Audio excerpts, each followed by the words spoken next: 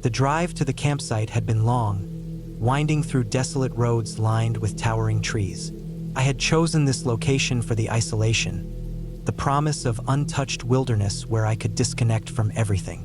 The road had eventually turned to gravel, then to dirt, and finally, I had to park and hike the last 2 miles in with my gear strapped to my back. The air was crisp, cool in the shade of the pines, the scent of damp earth rising as my boots crunched along the narrow trail. By the time I reached the clearing where I planned to set up camp, the sun was beginning to dip behind the trees, casting long shadows across the forest floor. I wasted no time setting up my tent, a small one-person shelter, sturdy and weather-resistant. My dog, a German Shepherd mix, paced around the perimeter, sniffing at the ground and occasionally lifting his head to the wind. He was always alert in new places, which I appreciated. His presence alone made me feel safer out here. The first night was uneventful. I built a small fire, cooked a simple meal, and sat listening to the sounds of the forest. An owl called from somewhere in the distance, and now and then, I could hear the rustling of small animals moving through the undergrowth. My dog remained relaxed, only lifting his head every so often before settling back down. The fire burned low as I crawled into my tent, zipping myself inside the sleeping bag. The night was quiet, and I drifted off easily. I woke in the middle of the night to the sound of my dog growling. It was low, barely more than a vibration in his throat, but it was enough to jolt me fully awake. I lay still, listening, my breath shallow. Outside the tent, there was nothing but silence. No wind rustling the trees, no usual sounds of the night. My dog's growling deepened, and I reached out, pressing my hand against his side to calm him. His muscles were tense beneath his fur. A sound came then, faint, deliberate, a crunch like a footstep on dry leaves. I held my breath, my pulse hammering in my ears. Another step, closer this time. My dog let out a short, sharp bark, and whatever was out there stopped moving. I reached for the knife I kept beside my sleeping bag and waited. Minutes passed. The forest remained unnervingly quiet. Slowly, my dog relaxed, though he kept his ears perked. I stayed awake for hours, straining to hear any sound beyond my own breathing. Eventually, exhaustion won, and I slipped into an uneasy sleep. Morning came, bright and cold. I unzipped the tent and stepped outside, stretching the stiffness from my limbs. The forest looked normal, untouched. My dog moved cautiously, sniffing around the perimeter of the campsite. I checked the ground near my tent, looking for any sign of what might have been out there, but there was nothing. No footprints, no disturbed earth. Just the memory of that sound, those careful, deliberate steps. I shook off the unease and went about my day. I hiked to a nearby stream, filled my water bottles, and spent the afternoon exploring the surrounding area. I found an old animal trail leading up a ridge, following it for a while before turning back. The sense of isolation was peaceful, exactly what I had come here for. That second night, the wind picked up. It moved through the trees in long, whispering sighs, setting the branches swaying. I had built another fire, letting it burn down to embers before retreating to my tent. My dog curled up beside me, his warmth comforting against the chill. I woke again in the night. This time, there was no growling, no warning, just the sudden awareness that something was wrong.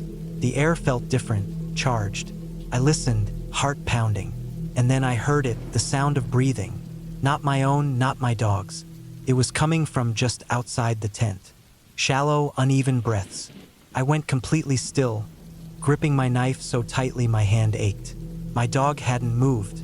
He was awake, tense, but silent. The breathing continued, slow, deliberate. Then another sound, the faintest brush of fabric against the nylon of my tent. Someone was standing right outside. I wanted to move, to reach for my flashlight, but I was paralyzed. The seconds stretched impossibly long. Then, just as suddenly as it had started, the breathing stopped. The presence outside my tent was gone.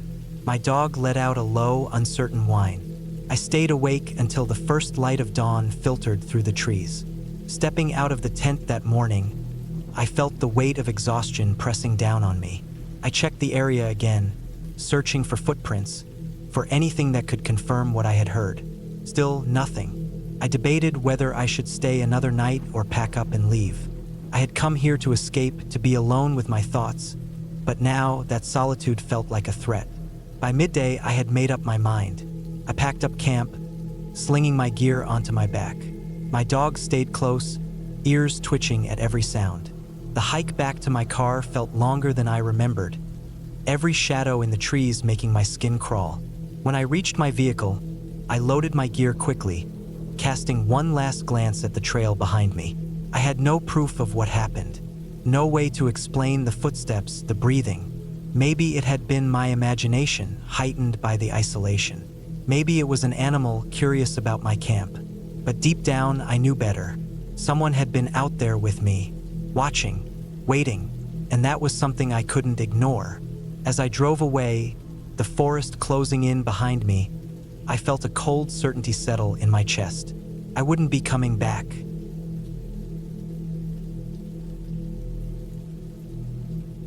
I had been planning the trip for weeks. A solo camping weekend deep in the Montana wilderness, far from the noise of the city. I needed the break. Work had been draining, and the idea of disappearing into nature for a few days sounded like the perfect reset. I packed light but efficiently: tent, sleeping bag, food, water filter, first aid kit, and my trusty knife. No cell service where I was headed, but I brought my Garmin satellite messenger just in case. The drive out took nearly 6 hours. The last stretch was a winding dirt road that led me deep into the forest, miles away from the nearest town. My truck handled the rough terrain well, though there were moments when I worried about getting stuck. When I finally reached my destination, a secluded clearing beside a slow-moving river, it was late afternoon. The place was perfect. Tall pines surrounded the site, providing some shelter from the wind. The river was close enough for water, but not so close that I'd be dealing with constant moisture. I set up camp quickly, pitching my tent on the flattest patch of ground I could find and gathering wood for a fire. As the sun dipped below the trees, the temperature dropped fast. I sat by the fire, eating a simple meal of jerky and granola, listening to the sounds of the forest. The occasional rustling in the underbrush, the distant hoot of an owl, the soft babble of the river. It was peaceful. That peace didn't last long. Sometime in the night, I woke suddenly. I wasn't sure why at first. The fire had burned down to embers, casting a faint orange glow against the tent walls. I lay still, listening. First, there was nothing. Then a sound, faint but distinct. Footsteps. I held my breath. It wasn't an animal.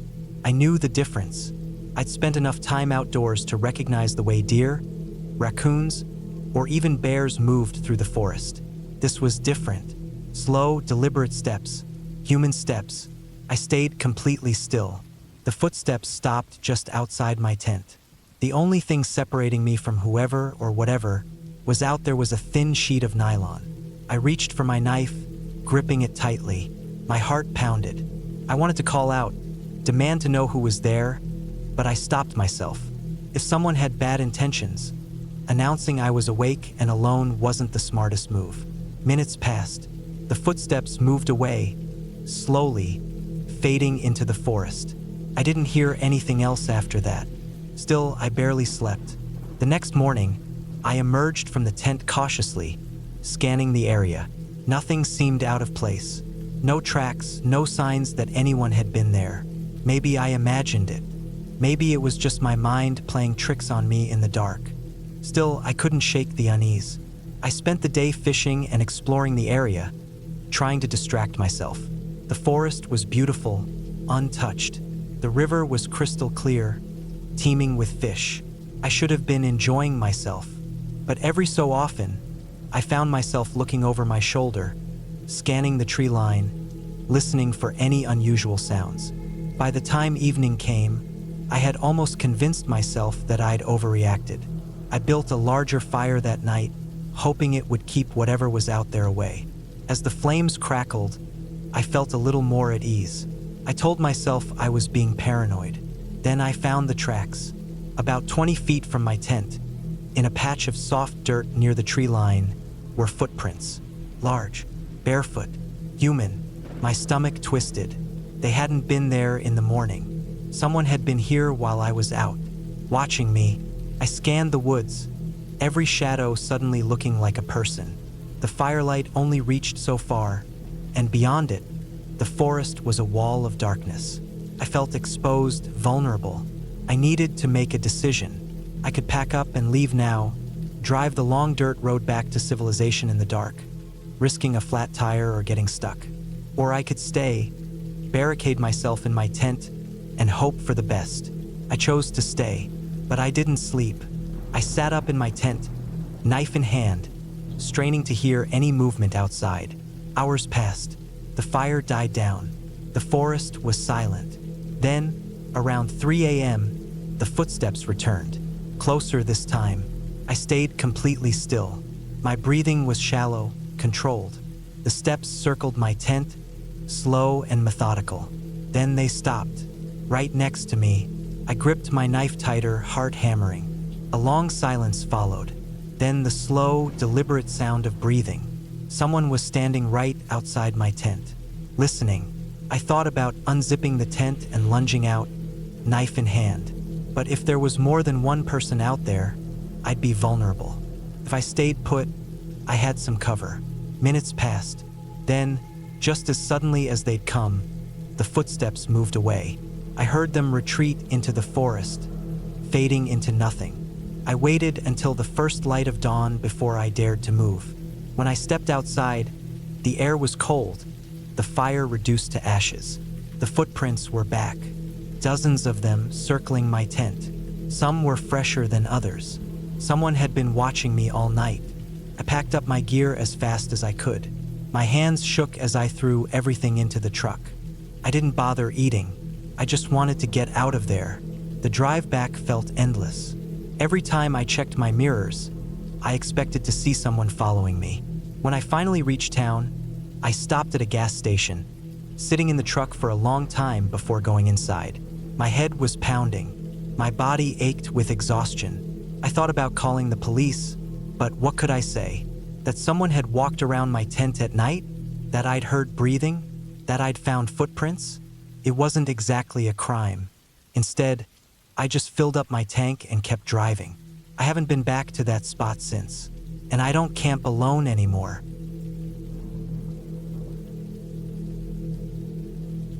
I had been planning the trip for weeks.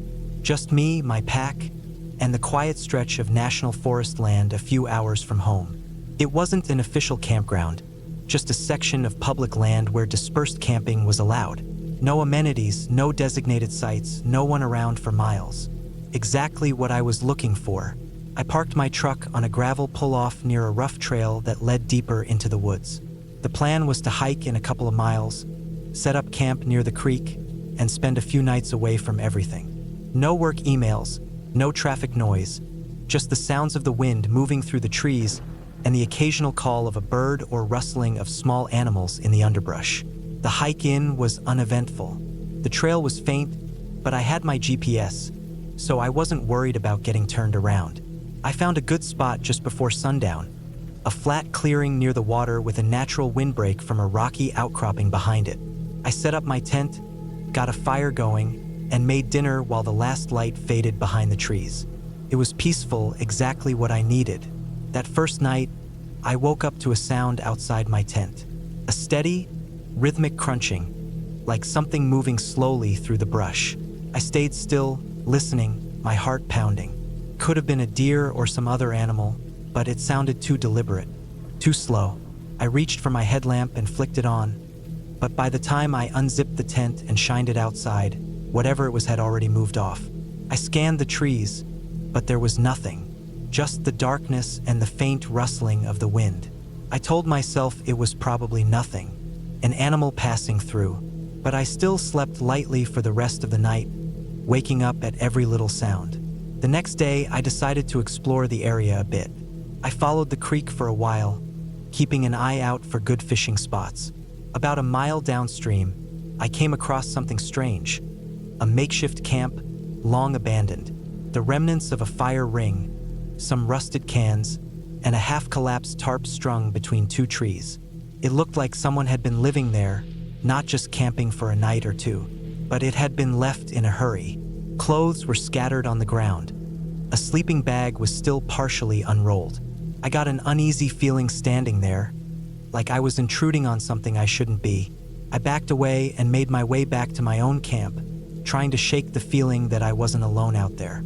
That night, I heard the footsteps again, closer this time, slow, deliberate, not an animal. I lay there, every nerve in my body on edge, gripping my knife and listening. The sounds circled my tent, stopping and starting, as if whoever or whatever it was trying to see if I was awake. Then, just as suddenly as it had started, the sound stopped. I waited, barely breathing. Minutes passed, then an hour. Finally, I drifted into an uneasy sleep, waking at first light. I stepped outside, scanning the ground for tracks. There were prints in the dirt, human prints, barefoot. That was enough for me. I wasn't going to stick around to find out who was wandering around the woods without shoes in the middle of the night. I packed up my gear quickly, keeping my knife within reach. The hike back to the truck was the longest 2 miles of my life. Every snap of a twig, every rustling leaf had me turning my head, expecting to see someone or something following me. But I never saw anyone. When I finally reached my truck, I loaded my gear and locked the doors the second I was inside. As I turned the key and the engine roared to life, I let out a breath I hadn't realized I'd been holding. As I pulled out onto the main road, I looked back one last time. Just a wall of trees, still and quiet. But I knew someone had been out there, watching, waiting. I haven't been back to that part of the forest since.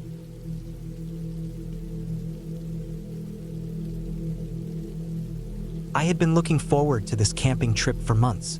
I planned it down to the smallest detail: weather, route, supplies, everything. The plan was simple: hike out to a remote area in the mountains, far away from other people, set up camp by a lake, and spend a few days enjoying the solitude. I didn't want any distractions. No campsite neighbors playing music, no distant sound of traffic. Just me, my backpack, and the wilderness. The drive took most of the morning. The dirt road to the trailhead was rough, winding through dense pines that pressed in on both sides. I parked my car, locked it up, and double-checked my pack before heading into the trees. The first few miles were easy, mostly downhill, winding through a forest that felt untouched. No footprints, no broken branches, just an unspoiled stretch of wilderness. Perfect. By mid-afternoon, I reached my destination. The lake was as pristine as I'd hoped, a deep blue mirror tucked between steep ridges. I found a flat, sheltered spot just off the shoreline, set up my tent, and got a fire going before dark. The air was crisp, cool enough to justify the fire, but not freezing. Everything was quiet, peaceful. That first night, I slept well.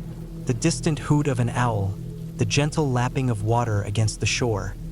It was exactly what I had come for. But by the second night, that peace started to unravel. It started with the noises, not the normal sounds of the forest.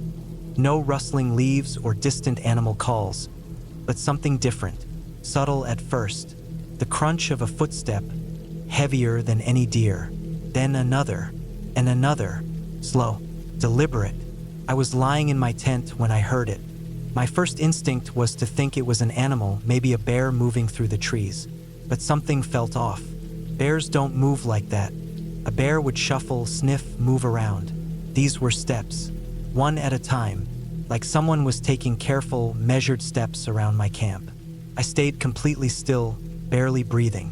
The footsteps circled my tent, then stopped. The only thing between me and whatever was out there was a thin layer of fabric. I reached slowly for the knife I kept by my sleeping bag, gripping it tight, waiting. Nothing. The footsteps didn't resume. I strained my ears, listening for any movement, but all I could hear was the sound of my own breathing.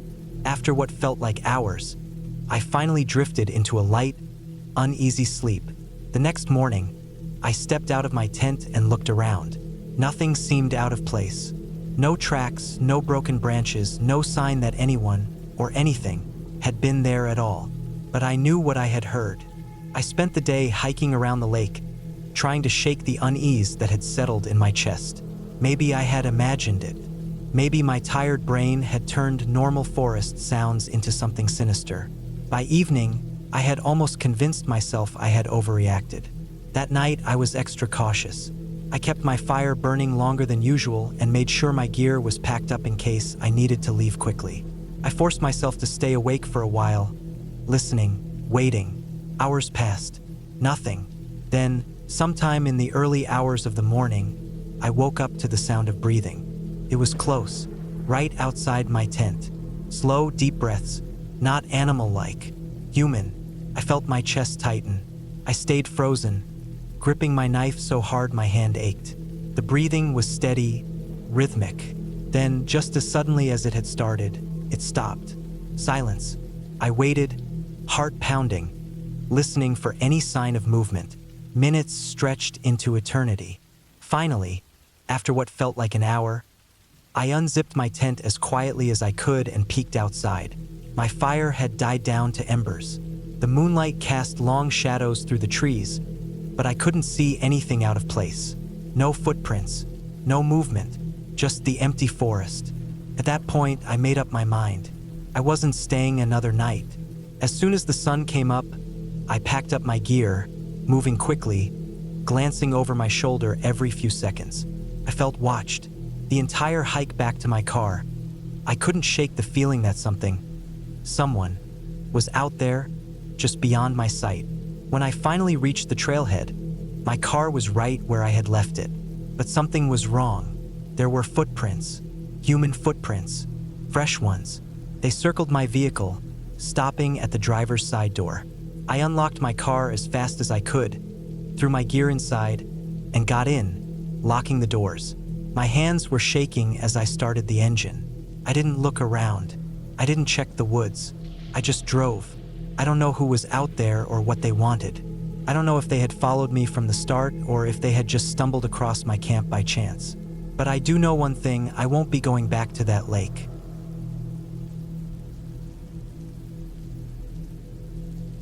I arrived at the trailhead late in the afternoon, later than I had planned. The drive had taken longer than expected, and I had underestimated how much time it would take to get everything packed and ready. I checked the map one last time before setting out. The plan was simple: hike about 5 miles into the forest, set up camp near a small lake I had marked on my map, spend the night, and then head back the next morning. The air was thick with the scent of pine and damp earth, the remnants of a recent rain still clinging to the undergrowth. The trail started out well-maintained, a clear dirt path winding through the trees. Birds chirped above, and the occasional rustle in the bushes signaled small animals darting away as I passed. As I walked, I could feel the weight of my pack digging into my shoulders. I adjusted the straps and kept moving, enjoying the rhythmic crunch of my boots on the trail. About 2 miles in, the path became rougher. Roots twisted up from the ground like gnarled fingers, and rocks jutted out at odd angles. I had to slow my pace to avoid tripping. By the time I reached the lake, the sun was beginning to dip behind the tree line. The water was calm, a perfect mirror reflecting the sky. I set my pack down, stretching out my sore muscles before setting up camp. I cleared a flat spot for my tent, driving the stakes deep into the earth. The air was cooling quickly, and I pulled on a fleece before gathering some firewood. The fire crackled to life, casting flickering shadows against the trees. I cooked a quick meal, the simple act of eating providing some comfort in the growing darkness. As I sat by the fire, I listened to the sounds of the forest, the distant hoot of an owl, the rustle of leaves in the breeze. It was peaceful. At some point, fatigue set in. I doused the fire, crawled into my tent, and settled into my sleeping bag. The night air was crisp, and the only sound was the occasional creak of the trees. I don't know what woke me, a noise maybe. My eyes opened to darkness. I lay still, listening. The wind had picked up slightly, causing the branches to sway. But there was something else, a sound that didn't fit, a soft, deliberate crunch of leaves. I held my breath. It wasn't the random scurry of a small animal or the shifting of the wind through the trees. It was steady, slow, Something was moving outside my tent. My mind raced through possibilities. A deer? A bear? But it wasn't the heavy, lumbering movement of a large animal. It sounded like footsteps, human footsteps. I turned slowly onto my side, reaching for my knife. My fingers wrapped around the handle, my pulse pounding in my ears. The footsteps stopped. Silence stretched out, thick and heavy. I waited, muscles tense, barely breathing. Then, another sound. Not footsteps this time. Faint rustling. Something brushing against my tent. I sat up slowly, careful not to make noise. My heart was hammering so hard I was sure whoever was out there could hear it. I waited, knife in hand, staring at the thin nylon wall separating me from whatever was outside. Minutes passed. Nothing. I swallowed hard, trying to steady my nerves. Maybe it was my imagination. Maybe it was just an animal. I lay back down, keeping my knife close. Sleep didn't come easy, but eventually, exhaustion won out. When I woke, the first thing I noticed was the stillness. The forest, usually alive with the morning calls of birds and rustling leaves, was eerily quiet. I unzipped my tent and stepped outside. The sun was just beginning to rise, casting long shadows across the ground. And then I saw them. Footprints. Not boot prints. Bare footprints. They circled my tent. A chill ran down my spine. The prints were fresh, the edges sharp against the damp earth. I scanned the trees, my stomach twisting into knots. I was alone. At least I hoped I was. I wasted no time packing up. My movements were quick, efficient. Every nerve in my body was screaming at me to get out. The hike back felt longer. Every snap of a twig, every rustle of leaves set my heart racing. I kept checking over my shoulder, half expecting to see someone following me. But the trail remained empty. By the time I reached my car, my hands were shaking. I tossed my pack inside, locked the doors, and sat there for a long moment, trying to calm my breathing. I never did find out who or what was out there that night. But one thing was certain: I wasn't alone.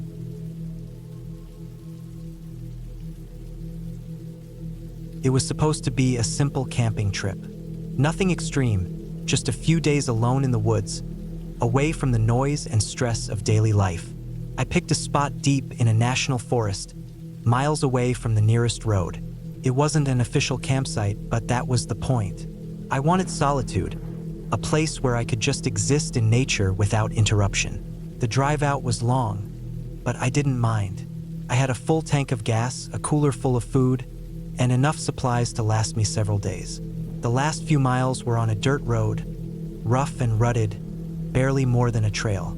It took careful maneuvering to avoid the worst of the potholes, but I eventually found a spot that seemed ideal.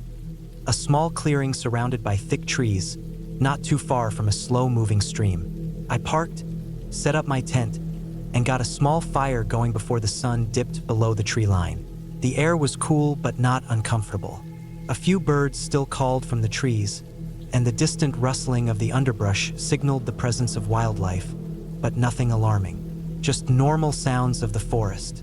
As night settled in, I cooked a simple meal over the fire, enjoying the quiet. I had no cell service, but I didn't mind. That was the whole point of being out here, to disconnect. After eating, I sat for a while, listening to the crackling flames and watching the stars begin to appear.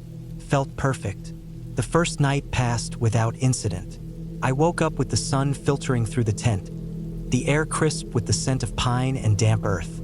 I spent the morning exploring the area, walking along the stream and checking for any signs of animals. I found a few deer tracks, some small burrows, but nothing unusual. By midday, I returned to camp and gathered more firewood, preparing for another quiet night. That evening, as I sat by the fire again, I started to get an odd feeling. Not outright fear, just a vague sense that something felt off. The forest was quieter than it had been the night before. The usual chorus of insects and distant animal sounds had faded, leaving an unsettling silence. I tried to brush it off, telling myself I was just imagining things. Maybe I was just more aware of my surroundings after a full day alone. But as the night went on, the feeling grew stronger.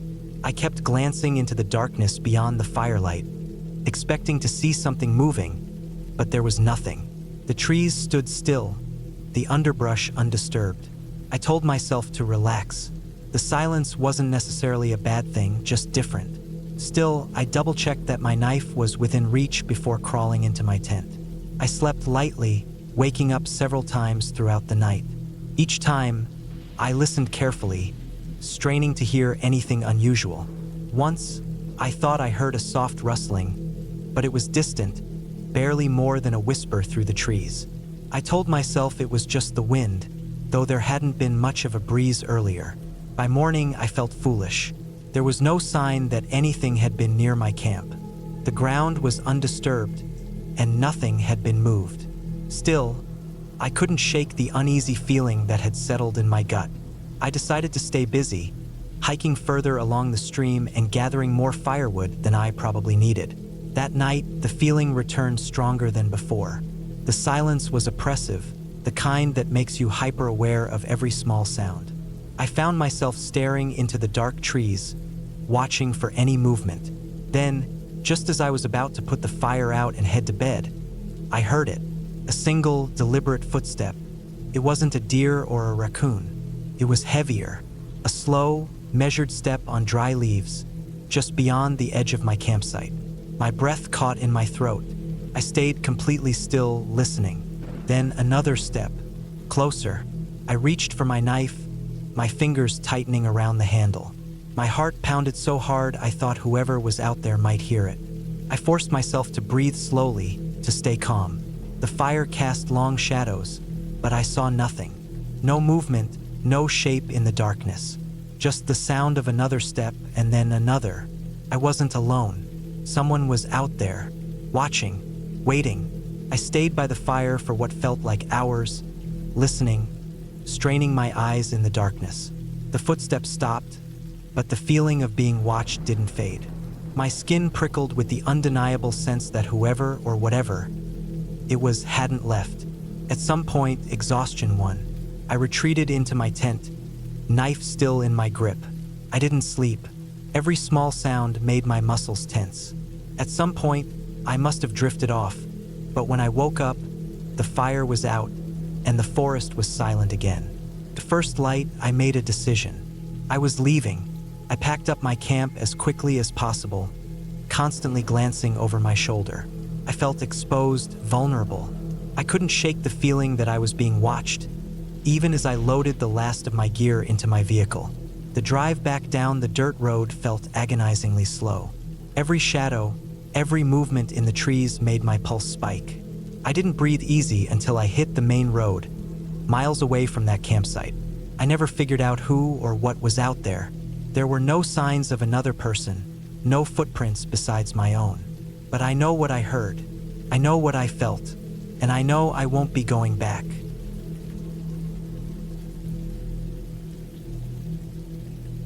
I should have turned back when I first saw the storm clouds building behind the ridge. But I was halfway up the valley, and the thought of setting up camp after a full day of hiking seemed too good to pass up. I had planned this trip for months. 3 nights in a remote stretch of backcountry, miles from the nearest road. A chance to be alone, to clear my head, to reset.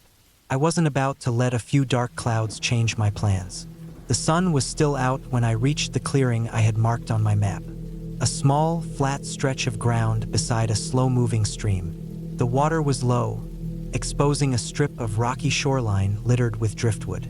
Thick pine trees lined the opposite bank, their trunks dense and close together.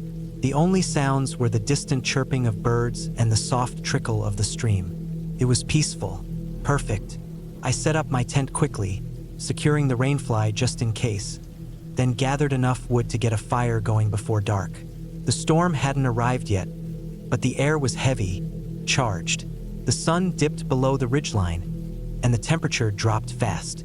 The wind picked up, stirring the tops of the trees and sending waves across the stream. It felt like the whole forest was holding its breath. I sat by the fire, eating a simple dinner. Dehydrated meals never tasted great, but out here, after a long day of hiking, they felt like a feast. I stretched out, feeling the ache in my legs, and let my body relax for the first time all day. I should have felt safe. I had checked my surroundings, made sure my food was properly stored, and scouted the area for any signs of predators. But something felt off. I kept glancing at the tree line across the stream. It was dense, nearly impossible to see more than a few feet beyond the first row of trunks. But I could swear I saw movement, subtle shifts in the shadows. I told myself it was just the wind, the flickering firelight playing tricks on my eyes. But I couldn't shake the feeling that something, or someone, was watching. I forced myself to ignore it. I had been alone in the woods before, and I knew how easy it was for the mind to turn normal sounds into threats. I focused on the warmth of the fire, the sound of the water, the weight of my sleeping bag waiting for me inside the tent. I told myself I was fine, but when I finally turned in for the night, I kept my knife close. The storm hit sometime after midnight. I woke to the sound of rain hammering against my tent, the wind ripping through the trees. Lightning flashed, illuminating the thin fabric around me, and for a split second, I thought I saw a shape outside. But when the darkness returned, it was gone. The next flash came, and this time I was sure. A figure, tall, standing just beyond the edge of my campsite. Not moving, not a bear, not a deer. Person, watching. My stomach dropped. I held my breath, listening, straining to hear anything over the storm. The wind howled, branches cracked, but there were no footsteps, no rustling of leaves. I told myself it had to be my imagination, a trick of the light and shadows, but I couldn't shake the feeling that something was wrong. I stayed like that for what felt like an eternity, heart hammering, breath shallow. The rain pounded against the tent, masking any outside noise. I didn't sleep. I barely moved, but nothing happened. No footsteps, no more figures in the lightning. When dawn finally came, I unzipped my tent slowly, cautiously, my knife in hand. The campsite was empty. The fire had drowned in the rain. The ground was soaked, my gear damp. But there was something else. Across the stream, in the mud along the bank, were footprints. Large, deep, leading into the trees, but not out. I packed up faster than I ever had in my life. My hands shook as I shoved my sleeping bag into my pack, rolled up my tent with barely any care. I was miles from the nearest road, but I didn't care. I wasn't staying another night. I hiked fast, barely stopping for water, never looking back. The whole way down, I felt it. That same sensation from the night before. I was being watched, tracked. Every so often, I swore I heard something. A crack of a branch, a rustle of leaves just off the trail. But every time I turned, there was nothing. I reached my car just after noon, panting, soaked in sweat despite the cool air. I tossed my pack inside, locked the doors, and sat there, gripping the steering wheel until my knuckles turned white. I told myself it had just been a bad night, that I was overreacting. But as I drove away, I glanced in the rearview mirror, one last look at the trailhead. There, at the edge of the trees, was a figure, standing still, watching. I didn't stop. I didn't slow down. I drove until I was back in town, back among people, back where I felt safe. I never went back to that valley. I never told anyone what I saw, because even now, years later, I don't know what terrifies me more. The thought that it was all in my head, or the possibility that it wasn't. I had planned this camping trip for weeks, eager to escape the noise of daily life and lose myself in the quiet wilderness. I picked a spot deep in a national forest, miles away from any developed campgrounds or well-traveled trails. I wanted isolation, and I got it. The drive-in was long, mostly dirt roads twisting through thick trees, the sun flickering through gaps in the branches. I had to slow down for deep ruts in the road and fallen branches. By the time I reached the clearing I had marked on my map, the late afternoon light was turning golden. It was perfect, a small flat area near a river, shaded by towering pines. No sign of other campers, no old fire rings, no footprints. Just the sound of the wind and the rushing water. I set up my tent, made a small fire, and cooked a simple meal. As the sun dipped lower, the forest grew darker, the air cooler.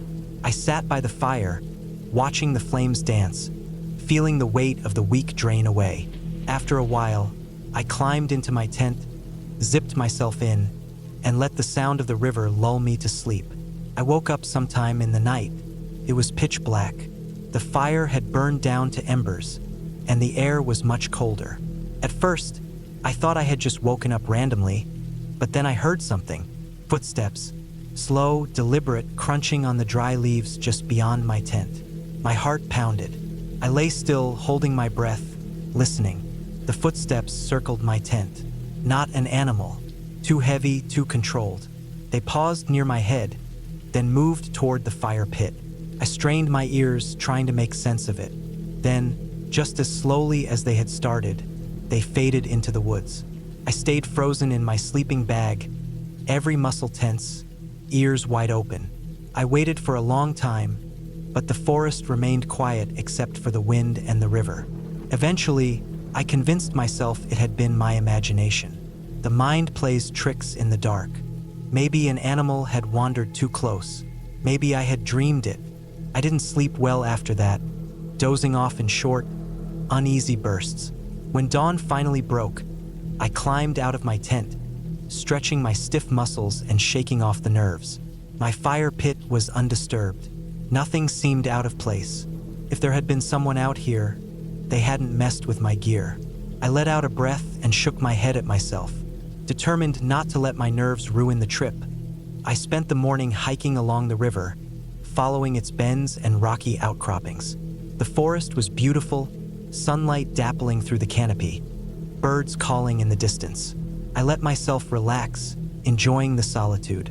I even found a good fishing spot and spent an hour by the water, the cool air keeping the bugs away. By afternoon, I made my way back to camp, feeling refreshed. I gathered more firewood, cooked another meal, and settled in as the sun lowered again. The unease from the night before was still in the back of my mind, but I pushed it down. I had been out here countless times before. Nothing had ever happened. Night fell. The fire crackled. The river rushed in the background. Everything was calm. Then, as I was about to turn in, I heard it again. Footsteps, slow, measured, coming from the trees beyond my firelight. I froze, staring into the darkness. This time, I knew I wasn't imagining it. I kept my breathing steady and reached for my flashlight. I clicked it on, aiming it toward the sound. The beam cut through the trees, but there was nothing there. The footsteps had stopped the second the light hit the area. The hair on the back of my neck stood up. I scanned the trees, my pulse hammering. Nothing. I listened for what felt like hours, but I heard nothing more. Finally, I forced myself to turn off the light and crawl into my tent. I left my boots on just in case. Sleep was impossible. Every rustle, every creak of the trees set my nerves on edge. I gripped my knife under my sleeping bag and waited for morning. When dawn finally broke, I climbed out and scanned the area. That's when I saw them. Footprints, clear, heavy boot prints in the dirt, circling my tent. My stomach dropped. I knelt down, my mind racing. The prints weren't mine. I had been careful about where I stepped, and these were fresh. Someone had been walking around my campsite while I lay inside my tent, pretending to be asleep. I packed up fast. My hands shook as I shoved my gear into my pack. I didn't even eat breakfast. I just wanted to get the hell out of there. I kept my knife in my pocket as I walked, checking over my shoulder every few minutes. The feeling of being watched never left. The hike back to my truck felt longer than it should have. Every little sound in the woods made me jump. When I finally reached my vehicle, I threw my gear in the back and locked the doors as soon as I was inside. My hands were still shaking as I started the engine. As I pulled out onto the dirt road, I glanced one last time at the trees. A figure stood there, half hidden by the trunks. Watching me, I didn't stop. I didn't even slow down. I drove until I hit paved roads. Then I kept driving. I don't know who was out there that night or what they wanted, but I do know one thing. I won't be going back. The drive into the national forest was long and winding, the kind of road where the trees crowd in close and the sun barely reaches through. I had picked this spot carefully, far away from any towns, deep into the wilderness where I wouldn't see another soul for days. That was the plan anyway. I wanted the solitude, the quiet of nature. Just me, my gear, and my dog. I reached the spot just before sunset. A small clearing near a slow-moving river, surrounded by dense pine and fir. It was perfect. I parked the truck, set up my tent, and got a fire going before the night fully settled in.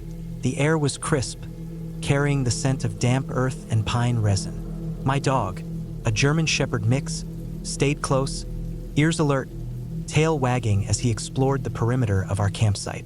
The first night was uneventful.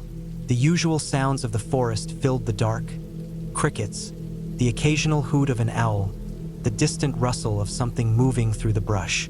I woke up once when my dog growled low in his throat, but after a few minutes he settled back down. Probably just a raccoon or a deer passing through. The next day, I hiked up the ridge behind my campsite, following an old, barely visible game trail. The land sloped upward steeply, the forest thick, the air cool and damp under the heavy canopy. I spent most of the day wandering, taking in the solitude, enjoying the peace. On my way back down in the late afternoon, I spotted something odd. A pile of rocks stacked deliberately on a fallen log. They weren't large stones, but they were arranged in a careful, unnatural way. Not something that would happen on its own. I crouched down, studying it. There were no footprints around, nothing to indicate someone had been through here recently. Still, the sight of it left me with an uneasy feeling. I knocked the pile over before continuing back down to camp. That night, the feeling of unease stayed with me. My dog was restless, pacing the edge of the clearing, ears flicking toward the trees. I listened, but I didn't hear anything out of the ordinary. I figured it was just the unfamiliar territory getting to him. Still, I kept my rifle within reach as I sat by the fire, staring into the dark, my stomach tight with a quiet sense of anxiety I couldn't explain. At some point, I turned in for the night. My dog curled up outside the tent, something he did often when he wanted to keep watch. I drifted into an uneasy sleep, but sometime in the early morning hours, I woke up to a sound that didn't belong. A steady, deliberate knocking. Not a woodpecker, not the random creak of branches in the wind. This was rhythmic, measured. 3 knocks, then silence. Another 3 knocks a minute later. I held my breath, straining to hear past the pounding of my heart. My dog was up, his body stiff, his ears locked forward, his tail straight as a rod. He didn't growl, didn't bark. He was listening just as intently as I was. The knocks came again, closer this time. I grabbed my rifle and unzipped the tent just enough to look out. The fire had burned down to embers, casting only a weak glow over the clearing. The trees beyond were black and still. No movement, no sound. And then, a branch snapped somewhere in the brush, loud in the quiet night. My dog bolted forward, barking now, deep and aggressive. I scrambled out of the tent, my rifle up, but I saw nothing, just the darkness pressing in all around us. Whatever was out there didn't run, didn't make another sound. It just watched. I spent the rest of the night by the fire, my back to the truck, my rifle across my lap. My dog stayed close, pacing, ears twitching, never fully settling. By the time the first hint of dawn touched the horizon, I had made up my mind. I was leaving. I packed up quickly, keeping my rifle within reach the whole time. I loaded my gear into the truck, my hands moving fast, my gut urging me to hurry. My dog jumped into the cab as soon as I opened the door.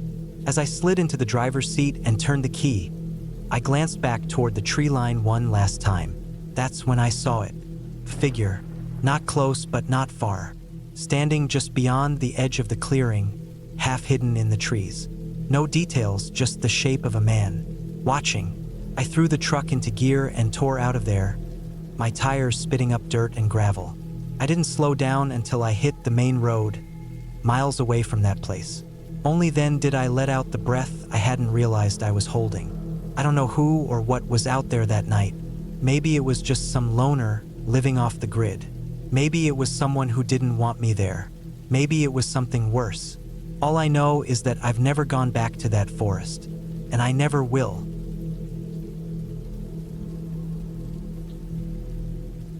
I had always preferred camping alone. Something about the solitude, the quiet hum of nature, and the feeling of being away from civilization kept me coming back. It was never about testing my survival skills or pushing myself to some extreme. I just liked the stillness. But one particular trip changed the way I saw solo camping forever. It was early fall when I decided to head out to a remote section of a national forest, a place I had scouted out on a map. It was far from any maintained campsites, and the closest dirt road was nearly 5 miles away. The hike in was strenuous, but I had done worse. The plan was simple. Hike in, set up camp near a small creek I had spotted on the map, stay for 3 nights, then hike out. I didn't expect anything unusual. The first day was uneventful. I made good time on the hike, stopping only for water breaks and to adjust my pack. The forest was dense, mostly evergreens, with the occasional burst of yellow and orange from the few deciduous trees that had started to turn. I found a good spot about 100 yards from the creek, flat ground, some tree cover for wind protection, and a clearing big enough for my small tent and fire pit. I set up camp, gathered firewood, and settled in. That night was peaceful. The only sounds were the occasional rustling in the brush and the distant hoot of an owl. I cooked a simple meal, cleaned up, and turned in early. I slept well. The second day, things started to feel off. I woke up feeling watched. It was an unsettling sensation, but I brushed it off as paranoia from being alone in the wilderness. I spent the day exploring the area, following the creek upstream for a few miles, fishing a little, and just enjoying the solitude. But every so often, I had that prickling feeling on the back of my neck, like someone was nearby. I kept looking around, but I never saw anything. No movement, no sounds out of the ordinary. By the time I got back to camp, the feeling hadn't gone away. I was more aware of every sound, every shift in the wind. I kept my fire a little bigger that night. I sat with my back to a tree, watching the darkness around me, listening carefully. But nothing happened. Eventually, exhaustion won out, and I crawled into my tent, leaving my knife within reach. The third day was worse. I woke up to find something had disturbed my camp. It wasn't major, just little things.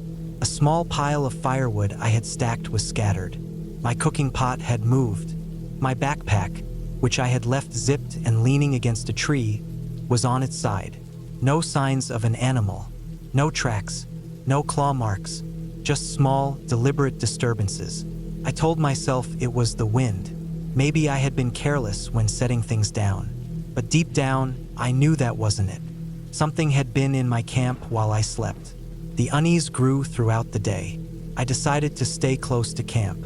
I double-checked my surroundings, made sure my gear was all accounted for, and tried to go about the day as normal. But every time I sat still, I swore I heard something in the distance.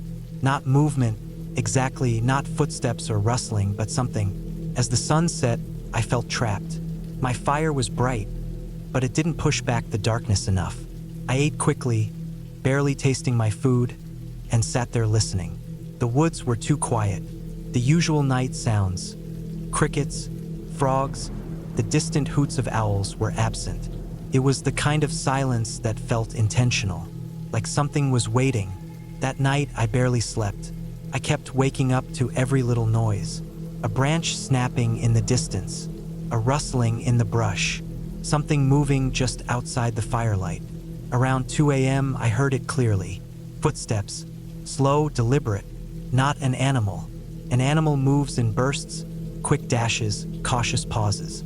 This was steady, controlled, like someone trying not to be heard. I held my breath. I could hear my own heartbeat. I reached for my knife but stayed still. The footsteps stopped just outside my tent. For what felt like an eternity, there was nothing.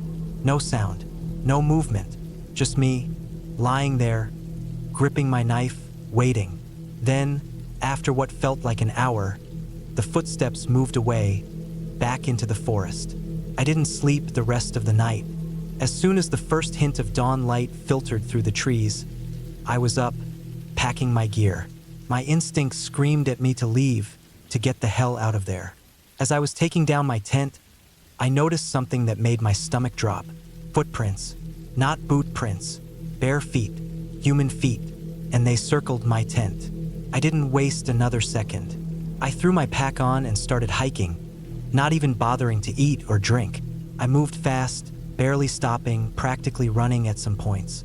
Every so often, I'd glance over my shoulder, but I never saw anything. I just kept moving. It took me half the time to reach my car as it had taken me to hike in. When I finally saw my vehicle, I felt a wave of relief so strong I nearly collapsed. I threw my pack in the back, locked the doors, and drove. I didn't stop until I hit a gas station nearly 30 miles away. Only then did I allow myself to breathe. I never reported it. What would I even say? No crime had been committed. No evidence of anything other than some footprints and a gut feeling. But I know what I felt, and I know I'll never camp alone in that part of the forest again.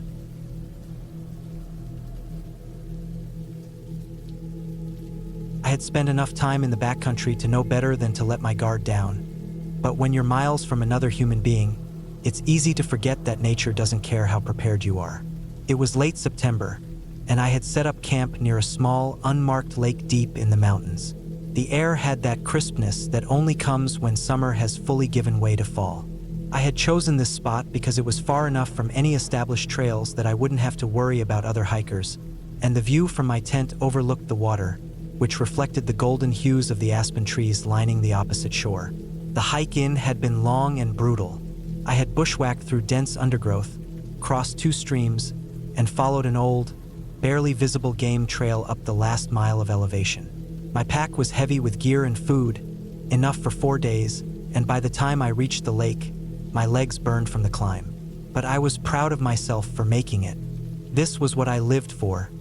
These stretches of solitude, where the only sounds were the wind in the trees and the occasional distant call of an animal. Setting up camp was routine. I pitched my tent on a flat patch of earth a good distance from the water, cleared any rocks and sticks from underneath it, then set up my cooking area about 50 yards away. I always followed bear safety protocols. Hung my food in a tree, cooked away from where I slept, and kept any scented items sealed tight. I even set up a small perimeter alarm, just a few cans tied to a length of paracord stretched between some trees. It wasn't much, but if something big moved through, it would give me a little warning. That first night, everything was normal. The temperature dropped quickly after the sun set, and I bundled up in my sleeping bag, listening to the occasional rustling of small creatures moving through the underbrush. I woke up once to the sound of a distant owl but drifted back to sleep without issue. The next morning, I made coffee, fished for a while, and explored the area. The place was untouched. No fire rings, no footprints, no signs that anyone had camped here in years. That afternoon, I hiked up a nearby ridge to get a better view of the valley. The landscape was breathtaking.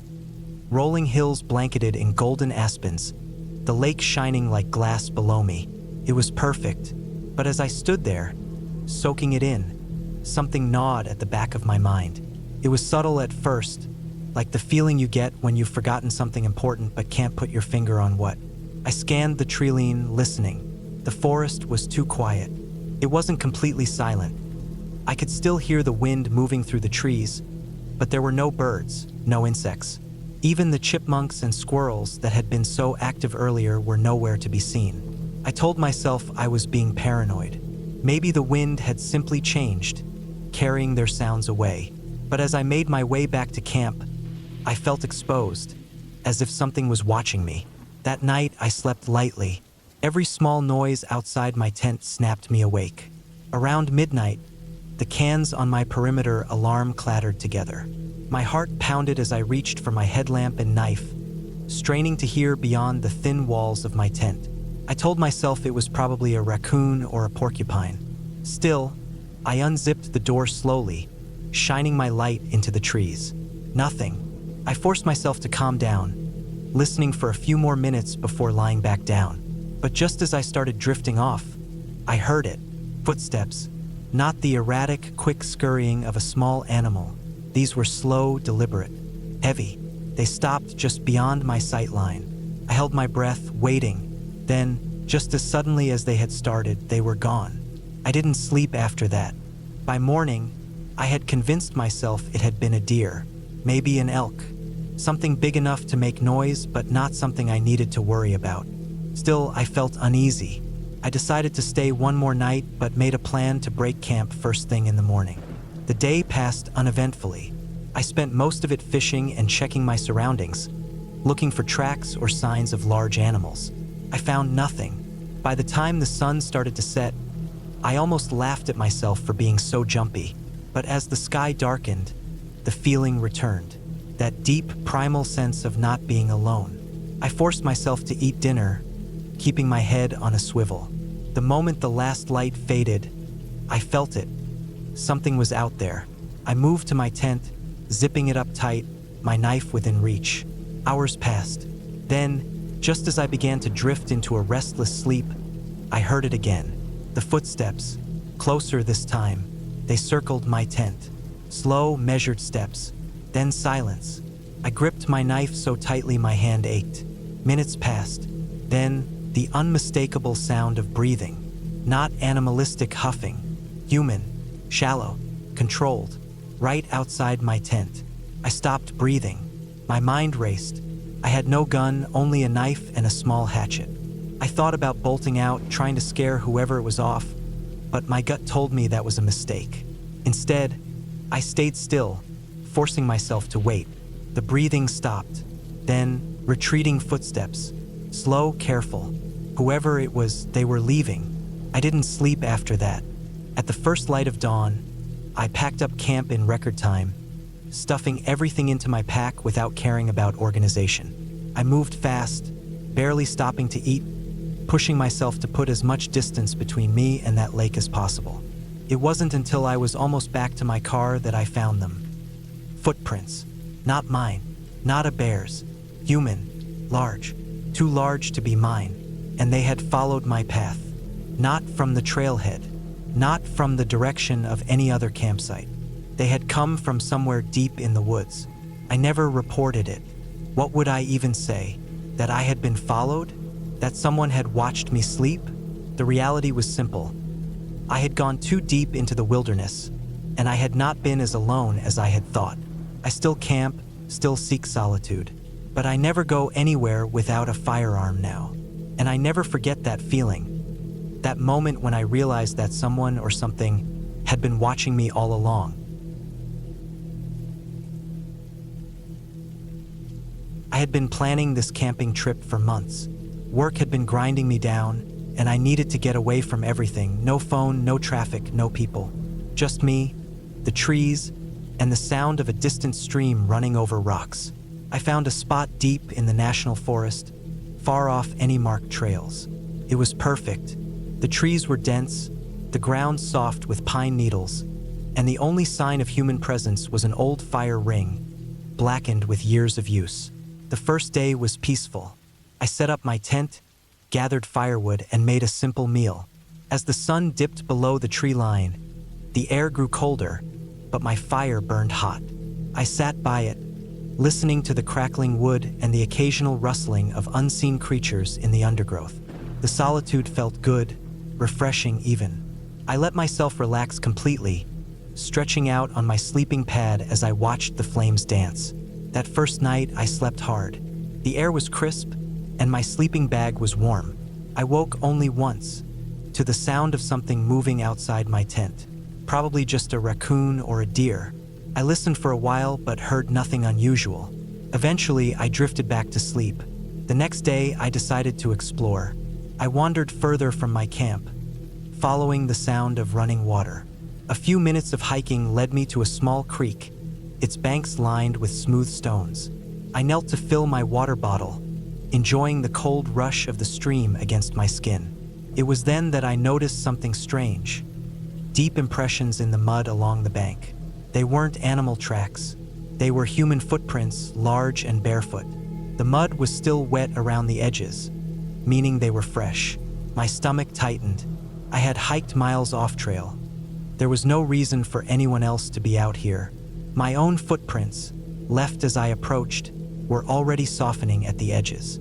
These tracks were newer than mine. I straightened, scanning the trees. Nothing moved. The forest was still, the only sound the trickle of the creek and the occasional whisper of wind through the branches. I took a slow breath, trying to steady my nerves. There was no sign of the person who made them. Maybe they passed through earlier in the morning. Maybe they had no idea I was here. I walked back to my campsite at a steady pace, forcing myself not to rush. Paranoia wouldn't help. Still, I kept my head on a swivel, checking over my shoulder more often than necessary. The feeling of being watched stayed with me all the way back to my tent. By the time the sun started to dip, I had almost convinced myself it was nothing. The forest was open to anyone, and just because I hadn't seen someone didn't mean they weren't camping somewhere nearby. But as I was gathering more firewood, I noticed something else. A broken branch, low to the ground, its fresh wood still exposed. Not an accident. Someone had stepped on it. I stood still, listening. The woods were quiet, but the uneasy feeling in my gut wouldn't go away. I finished gathering wood quickly, keeping my fire larger than I normally would. It crackled and popped, sending sparks into the night air. I ate my meal with my back to my tent, watching the darkness beyond the fire's reach. It was well past midnight when I heard it, the sound of footsteps. Not the scurry of a small animal or the rhythmic tread of a deer. These were deliberate, slow. Someone walking. I didn't move. I held my breath, straining to hear over the blood pounding in my ears. The footsteps stopped. Silence stretched out. Then a sharp snap. A twig breaking. Closer this time. My fire had burned low, the flames flickering, barely pushing back the dark. I reached for my flashlight and clicked it on, sweeping the beam toward the sound. Nothing. Just trees, branches shifting slightly in the wind. But I knew someone was there. I sat awake the rest of the night, my knife resting on my knee, my flashlight gripped tight in my hand. The footsteps didn't return, but I never felt alone. At dawn, I made my decision. I packed up quickly, stuffing my gear into my pack without taking time to eat. As I was collapsing my tent, something caught my eye.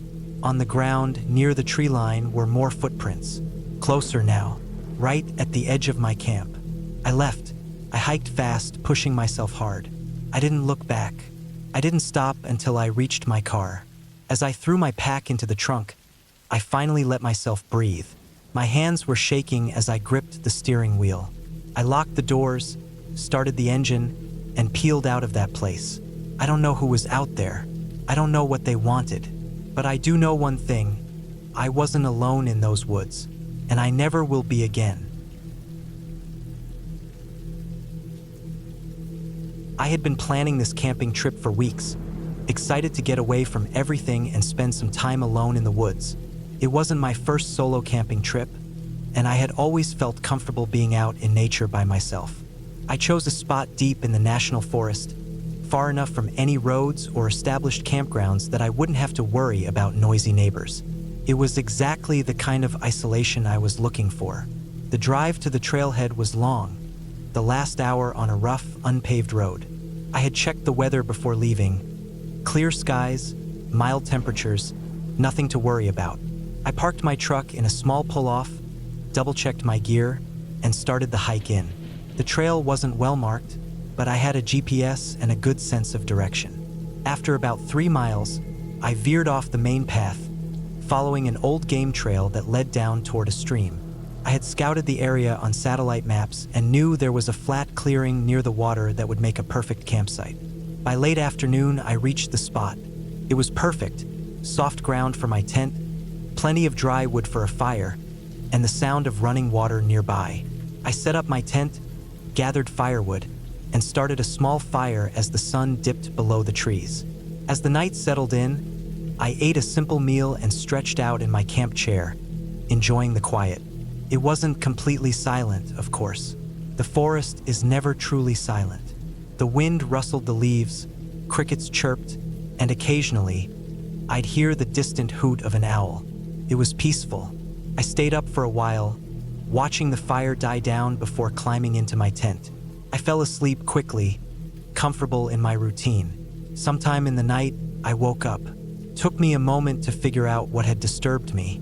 My fire had gone out completely, leaving the campsite in total darkness.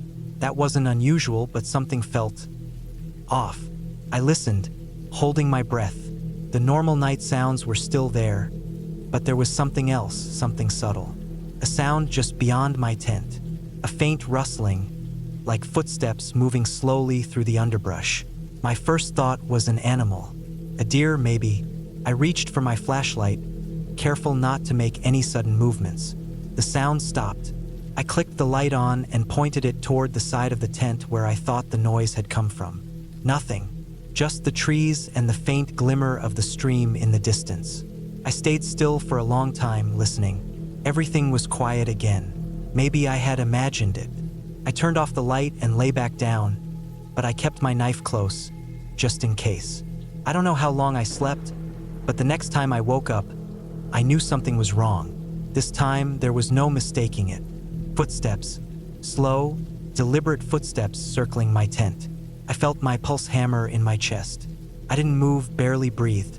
I could hear the distinct crunch of leaves, the snap of a twig. Someone or something was out there.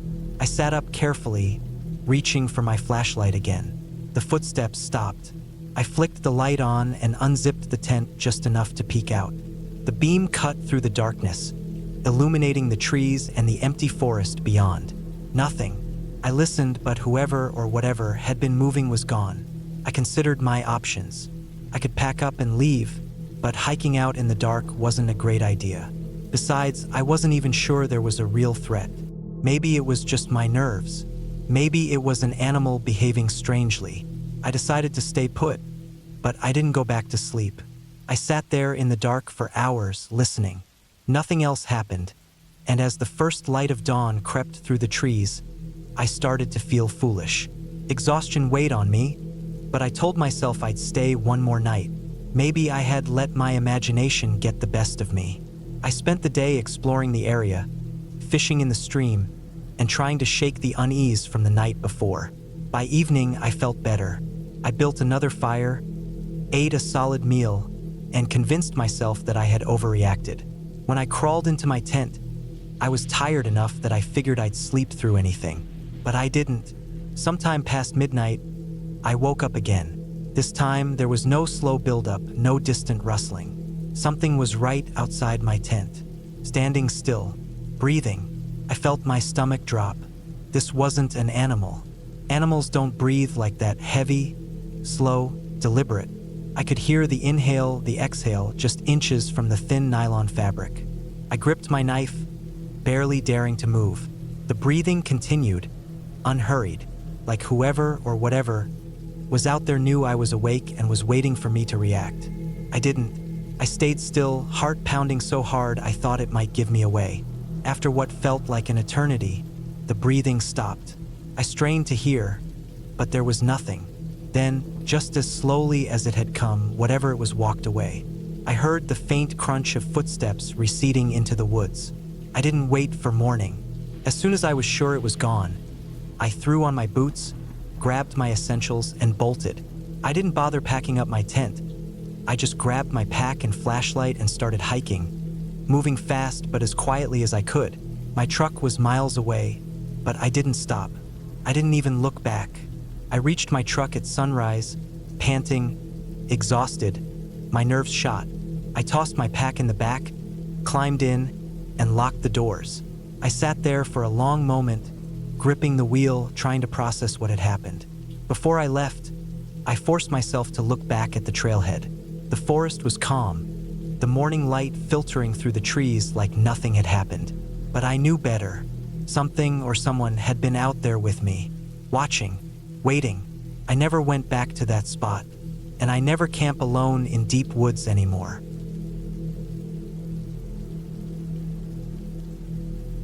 I had been planning the trip for months. A solo camping trip deep in the national forest, miles from the nearest road, was exactly what I needed to clear my mind. I picked a spot that seemed perfect on the map, a small clearing near a creek, surrounded by thick pine forest, far from any marked trails. The kind of place where you wouldn't hear anything but the wind through the trees and the occasional rustling of wildlife. I packed light but had everything I needed: tent, sleeping bag, plenty of food, a water filter, a small hatchet, and my bear spray. The hike in was harder than I expected.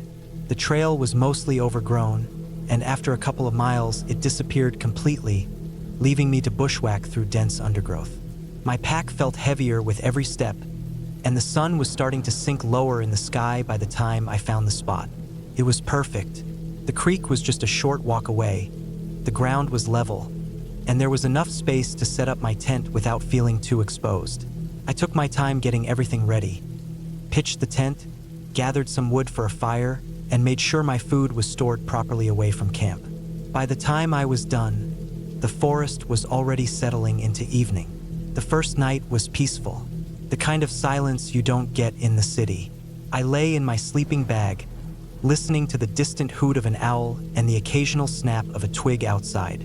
Normal forest sounds, nothing that set off any alarm bells in my head. The next day, I spent time exploring the area, following the creek downstream for a while, then doubling back to check out the rocky ridgeline that rose up behind my campsite. The view from the top was incredible, rolling forest stretching out in every direction, untouched and wild. I didn't see any signs of people. No old fire rings, no discarded trash, no boot prints. It reassured me. This place was truly remote. That night, things changed. I woke up to a sound, a steady, rhythmic crunching of footsteps on dry leaves. My first thought was a deer, maybe a bear, but something about it didn't sit right. The steps were too deliberate, too evenly spaced. I held my breath, straining to listen. They stopped. Silence. Then, after what felt like forever, they started again, moving closer to my tent. I had my bear spray within reach, my hand gripping it tight. My mind raced through possibilities. A lost hiker? Poacher? Someone who had stumbled on my camp by accident? But then why weren't they calling out? Why weren't they using a flashlight? I didn't move. I just lay there, waiting, heart hammering in my chest. The footsteps circled my tent once, then twice, then they stopped again. I could hear nothing but my own breathing. I stayed awake for hours listening, but I never heard them walk away. When morning finally came, I unzipped my tent slowly, scanning the trees for any sign of movement. Nothing. I stepped outside, the damp morning air cold against my skin. The ground around my tent was covered in pine needles and dry leaves, making it impossible to see tracks. But I knew what I had heard. Someone had been there, watching me. I spent the morning debating whether I should leave. A part of me wanted to pack up and get the hell out of there, but another part of me didn't want to overreact. Maybe it had been an animal. Maybe my imagination had gotten the best of me. I convinced myself that if it happened again, I'd leave. That night, I built a bigger fire than usual, hoping it would keep whatever it was away. I stayed up late, staring into the flames, listening. Hours passed, and I started to relax. Maybe it had been nothing. Maybe I was just being paranoid. Then I heard it again. The same steady footsteps, closer this time. I turned my head slowly, scanning the darkness beyond the firelight, but I saw nothing. I waited, my muscles tensed. Then something new, a soft, deliberate exhale. Not an animal sound, a human sound. That was it. I wasn't staying another night. I moved fast, grabbing my essentials and shoving them into my pack. My tent and sleeping bag would have to stay. I just needed to get out of there. I had my headlamp on, but I kept the beam low, not wanting to draw attention. I started hiking, moving quickly but carefully. The forest was pitch black beyond the reach of my light. After about 10 minutes, I stopped to listen. Nothing, just the wind. I let out a slow breath, trying to calm my nerves. Then, just as I was about to start walking again, I heard it, a branch snapping, closer than before. Someone was following me. I took off. I didn't care about making noise anymore. My only thought was putting as much distance as possible between me and whoever was out there. My legs burned, my lungs ached, but I didn't stop. I didn't look back. I just ran When I finally saw the faint outline of my car through the trees, relief flooded through me. I practically dove inside, locking the doors behind me. My hands were shaking so bad I could barely get the keys into the ignition. The engine roared to life, and I peeled out of there, gravel spraying behind me. I didn't stop driving until I was miles away, back on the main highway. Only then did I let myself breathe. My gear was still out there, but I didn't care. I wasn't going back. I never found out who or what was out there that night. I don't know if it was just some lunatic living off the grid, a hunter who didn't want company, or something worse. But I do know one thing. I won't be camping alone again. I had been planning this trip for months. The idea was simple. Drive out to a remote campsite deep in the mountains, spend a few days alone, and reset my mind. Life had been overwhelming lately, and I needed solitude. No distractions, no people, just me, my gear, and the quiet of the wilderness. I chose a spot far from any designated campsites, well off the main road. I had to drive nearly an hour down a winding dirt track before reaching the small clearing where I planned to set up camp. It was isolated just the way I wanted it. Towering pines stretched in every direction, their thick branches blocking out much of the fading afternoon sunlight. There was no cell service, but I had my GPS, a paper map, and enough supplies to last several days. I parked my truck, got out, and took a deep breath of the crisp mountain air. It smelled of pine needles, damp earth, and the faint scent of decaying wood. The only sounds were the occasional chirping of birds and the whisper of wind through the trees. It was perfect. I set up my tent a few yards from the truck, making sure it was on even ground. Then I gathered firewood from the surrounding area, breaking off dead branches and piling them near the fire pit I dug out with my small shovel. By the time I had everything prepared, the sun had dipped below the tree line, and the forest had grown darker. I lit a fire, watching as the flames licked at the wood, crackling softly in the night. The warmth was comforting against the cool mountain air. I cooked a simple meal on my small camping stove and ate in silence, staring into the fire. It had been a long time since I had felt this calm. The first night passed without incident. I slept well, only waking once to the distant call of an owl. When morning came, I brewed coffee over the fire, ate a granola bar, and decided to explore the area. I hiked for several miles, following a narrow animal trail that wove through the dense forest. The silence was absolute. I saw no signs of other people, no footprints, no trash, nothing. It was as if I were the only person in the world. By the time I returned to camp, the sun was beginning to dip toward the horizon. I built another fire and cooked dinner, watching the light fade from the sky. The temperature dropped quickly, and I pulled on an extra layer. As I sat there, listening to the distant rustling of leaves, I felt truly alone. It was a peaceful kind of loneliness, the kind I had been looking for. Then something changed. It was subtle at first, a shift in the atmosphere, an almost imperceptible feeling that something was different. The forest, which had been alive with the sounds of insects and birds, had gone silent. The wind had died down completely. I sat still, listening. Then I heard it. Footsteps. Not the random rustling of a small animal, but deliberate, heavy steps moving through the underbrush. I turned my head, scanning the darkness beyond the firelight. Nothing. Just the trees, standing like silent sentinels in the night. The footsteps stopped. I strained my ears, waiting. A long moment passed. Then the sound came again, closer this time. Something or someone was out there, just beyond the reach of the fire's glow. My heart pounded as I reached for my flashlight, clicking it on and sweeping the beam across the trees. The underbrush was thick, making it hard to see beyond a few yards. But there was nothing. I told myself it was probably an animal, a deer or maybe a bear. But deep down, I knew better. The way the footsteps had moved, the way they stopped when I listened, it wasn't an animal. It was something else. I stood up, my body tense. I had a hatchet by the fire and a knife on my belt, but neither made me feel particularly safe. If someone was out there, watching me, I needed to be ready. Minutes passed. Nothing. The forest remained silent, unmoving. I stayed up late, sitting by the fire, listening.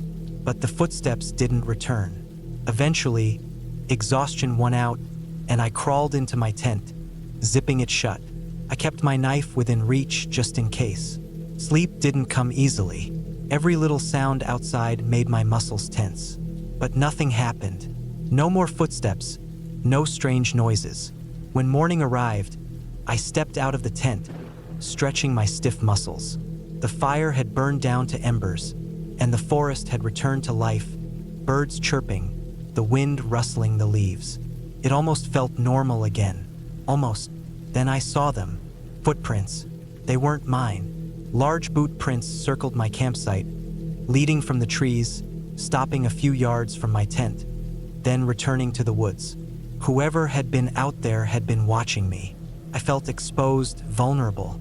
I had no idea if the person was still nearby or if they had been passing through.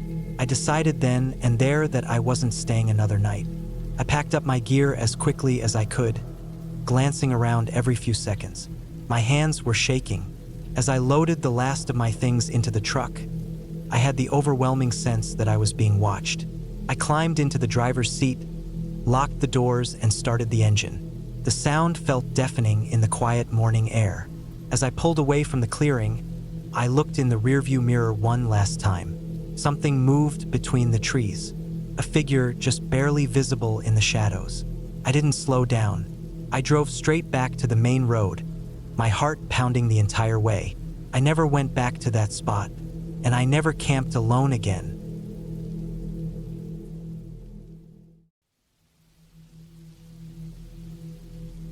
I was looking for somewhere remote, not just quiet, not just out of the way, but truly alone.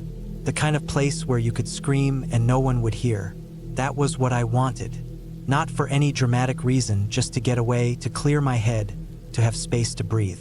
I found it after days of scouring online listings and backwoods forums.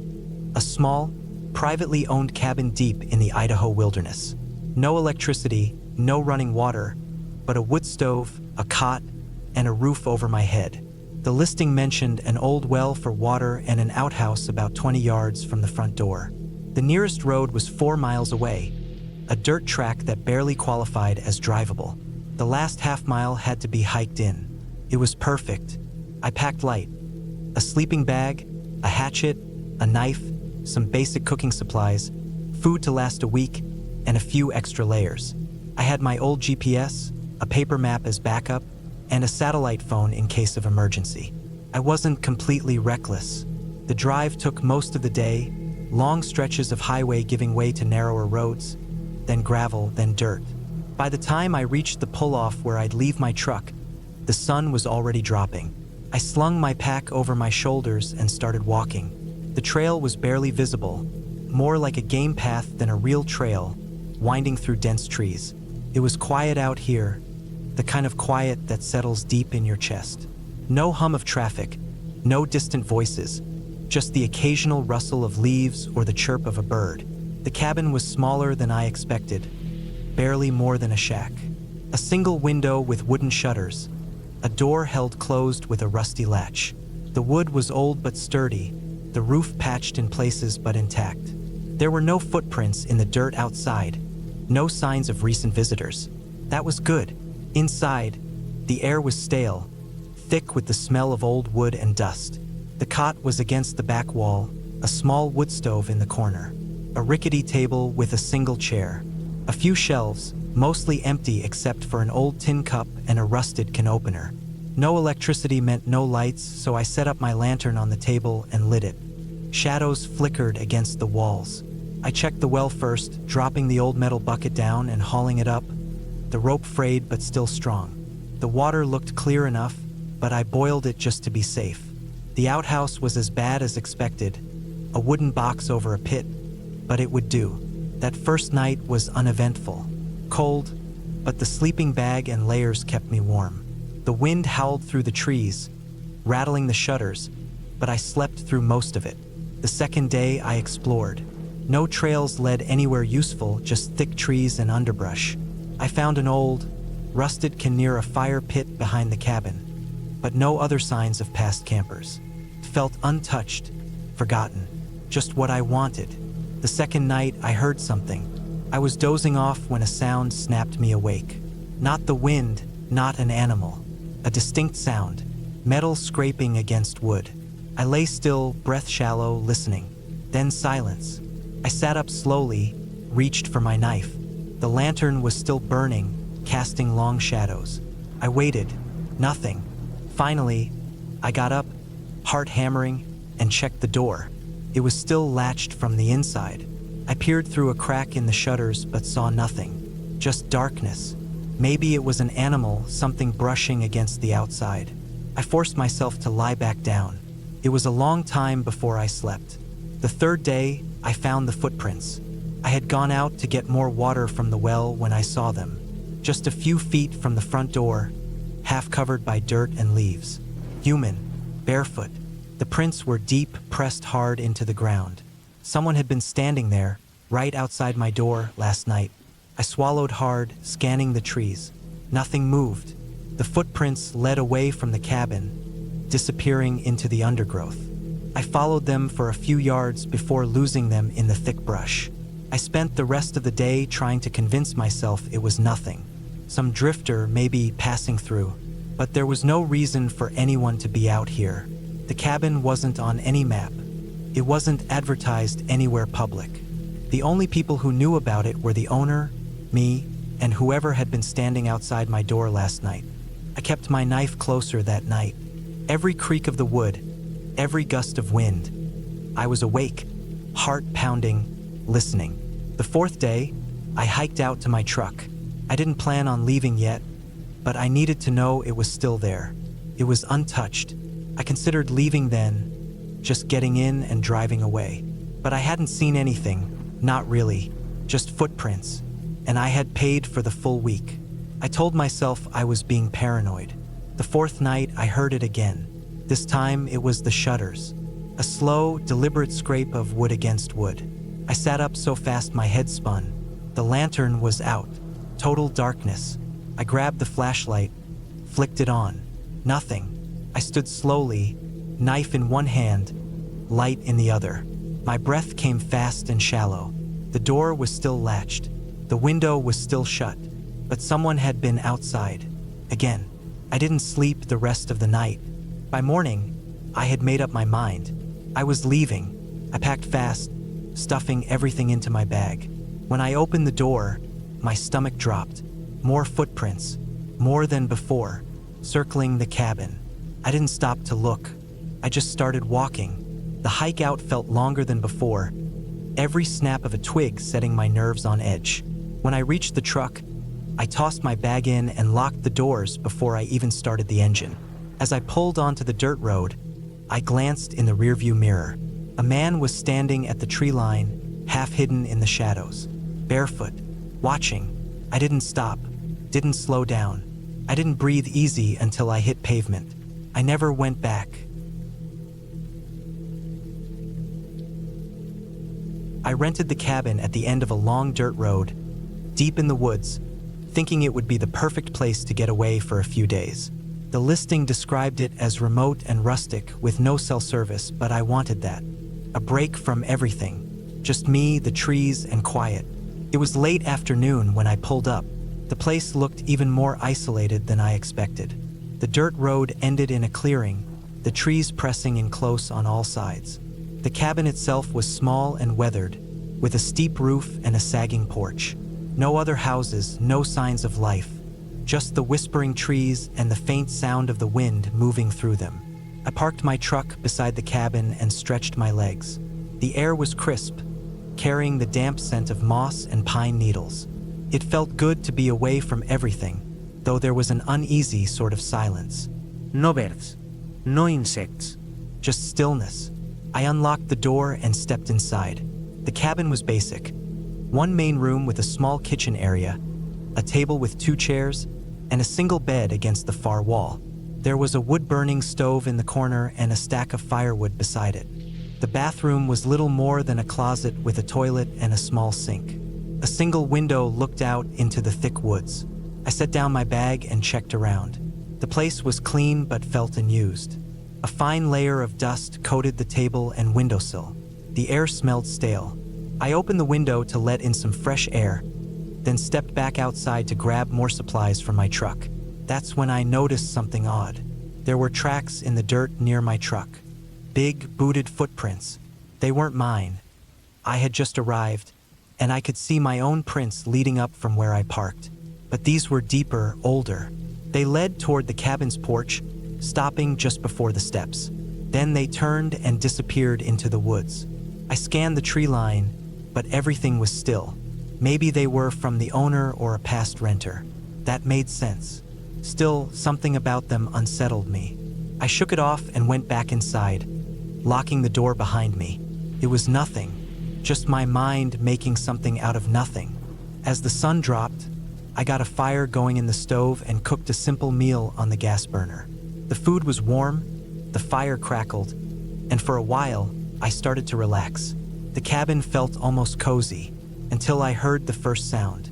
A slow, deliberate creak of a floorboard. Not from inside the cabin, from the porch. I froze, listening. The fire popped in the stove, but otherwise, the cabin was silent. I strained my ears, trying to make sense of it. Maybe an animal. Maybe the wood settling in the cold. Then another creak, closer to the door. My skin went cold. I reached for my flashlight and turned it off to let my eyes adjust. The fire still cast a faint glow, flickering across the walls. I stood there, barely breathing, listening. Nothing. Slowly, I stepped toward the window, angling myself to peek out without being seen. The porch was empty. The clearing beyond was empty. I waited a long time, my heart hammering in my chest, but nothing else happened. After a while, I convinced myself it had just been my imagination or the wind shifting the wood. Still, I double-checked the lock on the door before going to bed. I slept lightly, waking up several times to the sound of the wind outside. Each time, I lay there listening, waiting, but there were no more noises on the porch. Eventually, I drifted off completely. In the morning, I stepped outside, stretching in the cold air. That's when I saw them. More footprints. Not mine. Not the old ones. These were fresh. They led from the woods straight to my cabin. Straight to my door. And then they stopped. No turn, no retreat. Just a set of deep, heavy prints ending at my door. I stood there for a long moment, staring down at them. My stomach felt hollow. My truck was right there, I could leave. But what if whoever made those prints was still out there, watching me? I scanned the trees. Nothing. Slowly, I backed up onto the porch, then inside. I locked the door and checked every window. Still nothing. I spent the rest of the day on edge, jumping at every sound. I considered leaving, but the rational part of me kept trying to explain it away. Maybe the prints had been there before and I just hadn't noticed. Maybe they weren't as fresh as they looked. By nightfall, I was exhausted but too wired to sleep. I sat by the fire with my back to the wall, my flashlight in my lap. The woods outside were silent. Then, just past midnight, something changed. The silence grew heavier, like the air itself had thickened. Then, a faint rustling outside. Not the wind, not an animal. Something deliberate. Then footsteps, slow crunching through the leaves. Closer. I gripped my flashlight, barely breathing. The steps reached the porch. Then another sound. A slow, dragging noise. Something heavy being pulled across the wood.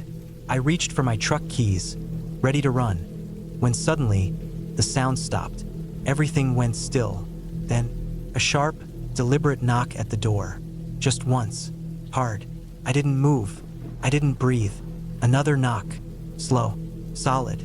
I clenched my teeth, my mind racing. The door was locked, but it was just an old wooden latch. If someone wanted in, they could break it easily. Then, after what felt like forever, the footsteps retreated. Slow, heavy steps moving away from the porch. Then silence. I didn't move for hours, listening, waiting. When the first hint of dawn lit the trees, I finally found the courage to move. I grabbed my bag, my keys, and my flashlight. I yanked open the door and stepped outside, scanning the clearing. Nothing. No footprints. No signs of anyone. except the porch rail, deep scratches gouged into the wood. Not from an animal. Long, deliberate marks. I didn't wait. I climbed into my truck and started the engine. The tires spun on the damp dirt before catching, and I tore down the road, not stopping, not looking back. I didn't relax until I hit pavement. I never found out who or what had been outside my cabin that night. I didn't want to.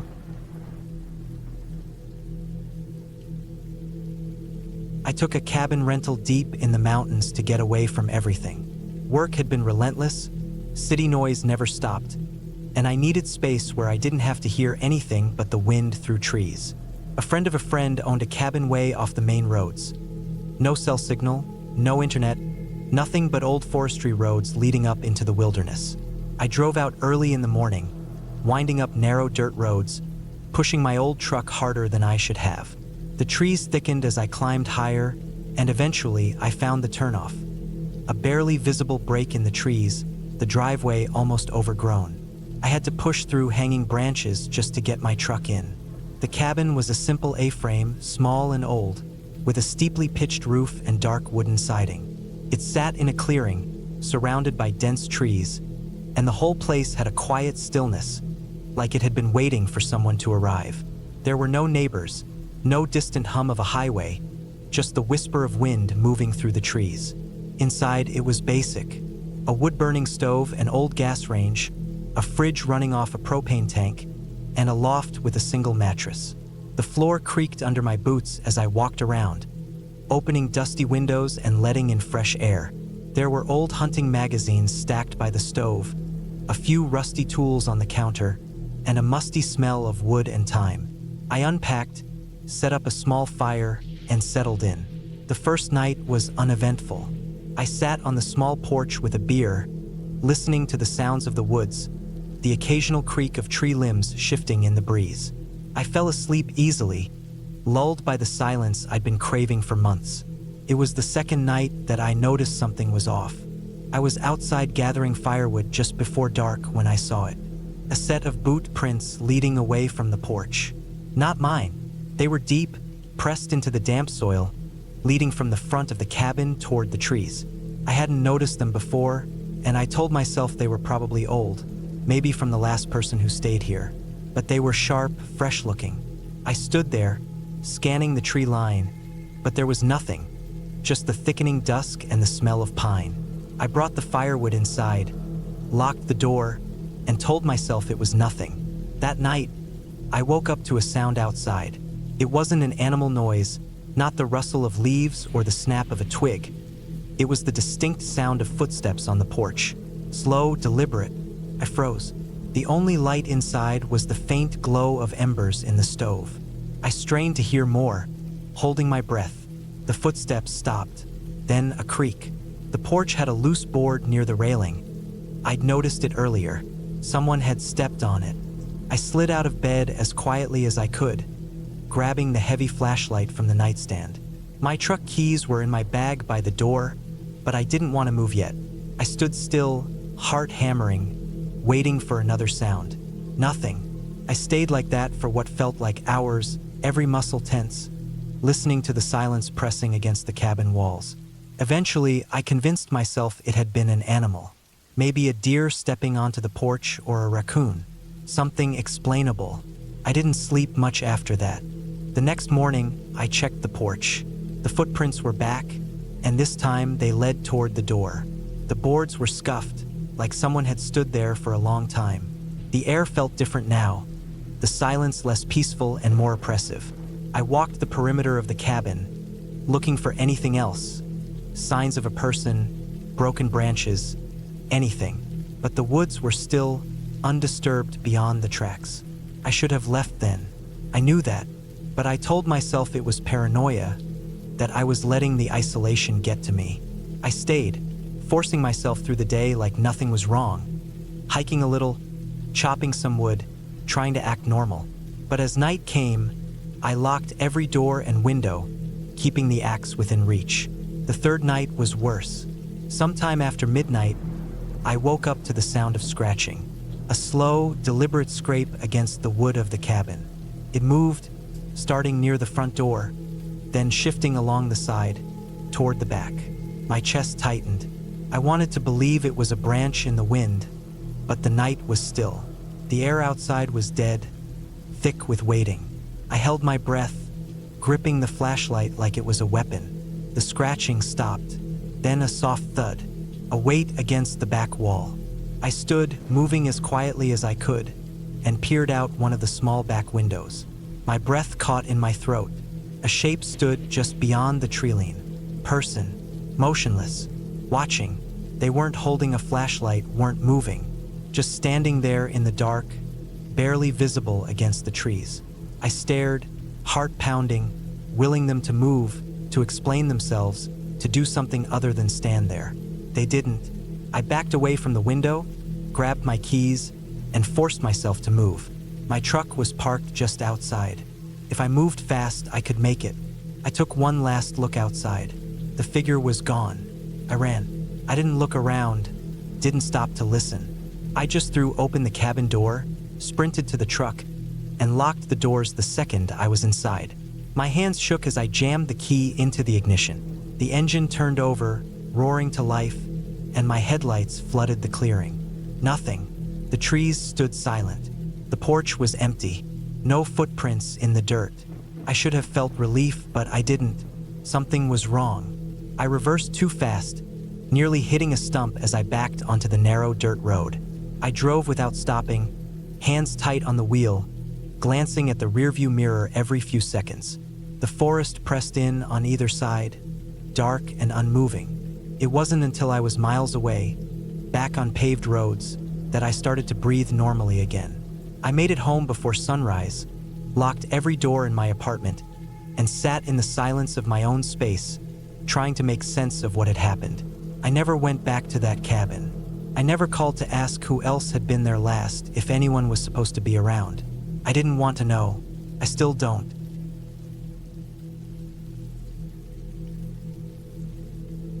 I arrived at the cabin just before dusk. The drive up had been long. The last 30 miles, nothing but winding dirt roads cutting through dense forest. It was the kind of place you wouldn't just stumble upon. I had rented it online, one of those remote off-grid places meant to give people an escape from everything. No Wi-Fi, no neighbors, no cell reception. Just a solar battery for lights and an old wood stove for heat. I planned this trip for months. A full week alone in the middle of nowhere to clear my head. The cabin was small but solid. Thick logs made up the walls, the windows had sturdy wooden shutters, and the roof looked well maintained. A single front porch overlooked a clearing, the forest pressing in on all sides. There was a fire pit a few yards away, its stones blackened from past use. A small shed stood off to the side, its door slightly ajar. I made a mental note to check inside later. Inside, the cabin was simple. A single bed pushed against the wall, a worn-out couch, a wood stove in the corner, a tiny kitchen area with an old propane stove and a small table with 2 chairs. Everything smelled like cedar and dust. I set my bag down and checked the solar battery gauge. It was nearly full, enough to keep the lights working if I used them sparingly. The bathroom was an outhouse a short walk behind the cabin. That would take some getting used to. I made a quick dinner, heated some soup on the propane stove, and ate it on the porch as the sun dipped below the trees. The quiet was absolute. No distant highways, no humming appliances. Just the occasional rustle of wind through the leaves. It was peaceful, but something about it made me uneasy. I brushed the feeling off. I was just adjusting to being alone. By nightfall, the temperature had dropped. I stoked the wood stove, the fire crackling as I settled into the couch with a book. Every so often, I heard small noises outside, twigs snapping, leaves rustling. Normal forest sounds, I told myself. The kind you ignore when you have the background noise of civilization. Now they felt amplified. The woods were alive, shifting and creaking in the dark. I turned in early, crawling into the bed and pulling the thick blankets over me. The fire cast flickering shadows across the walls. The forest sounds continued, distant and harmless. But sometime in the middle of the night, I woke up suddenly, heart pounding. I didn't know why at first. Then I heard it, footsteps outside. slow, deliberate, crunching over leaves, moving toward the cabin. My breath caught in my throat. It was probably an animal, a deer maybe, a bear. But then I heard the sound change, the creak of wood, the front porch. Someone was outside. I held perfectly still, listening. The footsteps stopped. Silence stretched, thick and suffocating. I strained my ears for any sound, any clue of what was out there. Nothing, just the faint crackling of embers in the wood stove. Minutes passed. My heartbeat slowed. Maybe I had imagined it. Maybe the old wood of the porch was just settling with the temperature drop. Then the doorknob rattled. I nearly stopped breathing. The door was locked. I had made sure of it. The rattling was brief, just a small test. Whoever was out there didn't try to force it. They just tested it. Then silence again. Long, agonizing minutes of nothing. I lay awake for hours, every muscle tense, listening. But the footsteps never returned. Eventually, exhaustion took over, and I drifted into a restless sleep. Morning came slow. The first thing I did was check outside. The ground was damp from dew, the leaves darkened with moisture. But there, leading up to the porch, were footprints. Deep, clear impressions of boots in the dirt. My stomach turned. Someone had been here. Someone had walked right up to the cabin in the middle of the night and tried the door. I scanned the tree line, my nerves on edge. Nothing moved, just an endless wall of trees. I told myself it was some lost hiker, someone who hadn't realized the cabin was occupied. But it didn't sit right. Why come all the way up to the porch? Why test the doorknob and then leave? I checked the shed next. Inside were the usual tools, an axe, a rusty saw, some old tarps. Nothing looked disturbed. I grabbed the axe anyway and kept it close as I moved through the day. My plan had been to go on a long hike, but now I didn't want to stray far. I stayed near the cabin, gathering wood, keeping busy. The second night was worse. I locked up early, triple-checking the door. I even wedged a chair under the knob. The axe stayed beside me as I lay in bed, every noise setting my nerves on edge. For hours, nothing happened. Then, just past midnight, I heard it again. Footsteps, slow, deliberate, moving just beyond the tree line this time, circling the cabin. Not coming straight for it like before, just watching. The footsteps would stop, then start again, circling, closer, then farther. I gripped the axe, my hands sweating. Then came the worst part, breathing, low, steady breathing, just outside the window, not moving, just standing there. I didn't move. I barely even breathed. I waited. Minutes passed, stretching into eternity. And then, finally, the footsteps retreated, back into the woods, gone. I didn't sleep the rest of the night. At dawn, I packed up. I wasn't staying another night. I loaded my bag, threw everything into the truck, and sped down the dirt road without looking back. My hands trembled on the wheel. I didn't stop until I hit the nearest town. I never found out who it was. There were no other cabins nearby, no official trails leading to that area. Just deep, empty forest. I told the owner when I returned the keys. He shrugged, said sometimes drifters passed through, but they usually left people alone. I knew better. Whoever it was, they hadn't been passing through. They had been watching, waiting, and if I had stayed one more night, I don't think they would have just tested the door again. I had been looking forward to this trip for months. A week alone in a cabin deep in the Montana wilderness, miles from the nearest town. No distractions, no noise, just me, the trees, and the quiet hum of nature. It was something I had needed for a long time. Life in the city had worn me down. Constant noise, constant motion, never a moment to just sit and breathe. Out here, I would finally have time to clear my mind. The cabin itself was small, built decades ago but well-maintained. It belonged to a friend of a friend, someone who only used it during hunting season. It was simple. One room with a small kitchen, a wood stove, a bed against the far wall, and a bathroom in a separate shed out back. The generator only ran a few hours a day to conserve fuel, and there was no cell service. That was the appeal, complete isolation. The first couple of days passed peacefully. I spent my mornings hiking the dense trails surrounding the cabin, the afternoons fishing in a nearby stream, and the evenings sitting on the small porch, watching the sky darken and the stars take over. At night, the silence was heavy, almost pressing, but I liked it. It was a change from the constant hum of traffic and sirens I was used to. The first sign that something was off came on the third night. I had woken up suddenly, my heart pounding for no reason I could remember. The room was silent except for the faint crackling of the dying fire in the wood stove. I sat up in bed, straining my ears, but I heard nothing unusual. The trees outside were still, and the wind had died down. After a while, I lay back down, convincing myself it had just been a bad dream. But the feeling stayed with me. The next morning, I found tracks near the cabin, large, deep impressions in the dirt, too big to be from a deer. I frowned, crouching down to inspect them. They looked human, barefoot. The thought sent a shiver down my spine. Maybe a hunter passing through, I told myself. But why would anyone be out here barefoot? I tried to brush it off, but I couldn't shake the unease creeping into my chest. That night, I locked the cabin door, a habit I hadn't bothered with before. I made sure the windows were latched and kept the hatchet I used for splitting wood within reach. I told myself I was being paranoid, but I couldn't ignore the tension in my body. The next night, I woke up again, this time to a sound. A soft, rhythmic tapping. I lay still, holding my breath, listening. It was coming from outside, near the back of the cabin. Tap, tap, tap. Not loud, not aggressive.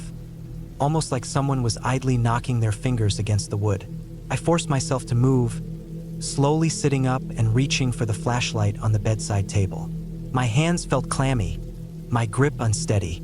The tapping stopped the moment the beam of light cut through the darkness. I waited, every muscle in my body tense. Nothing, just the trees shifting slightly in the breeze. I barely slept the rest of the night.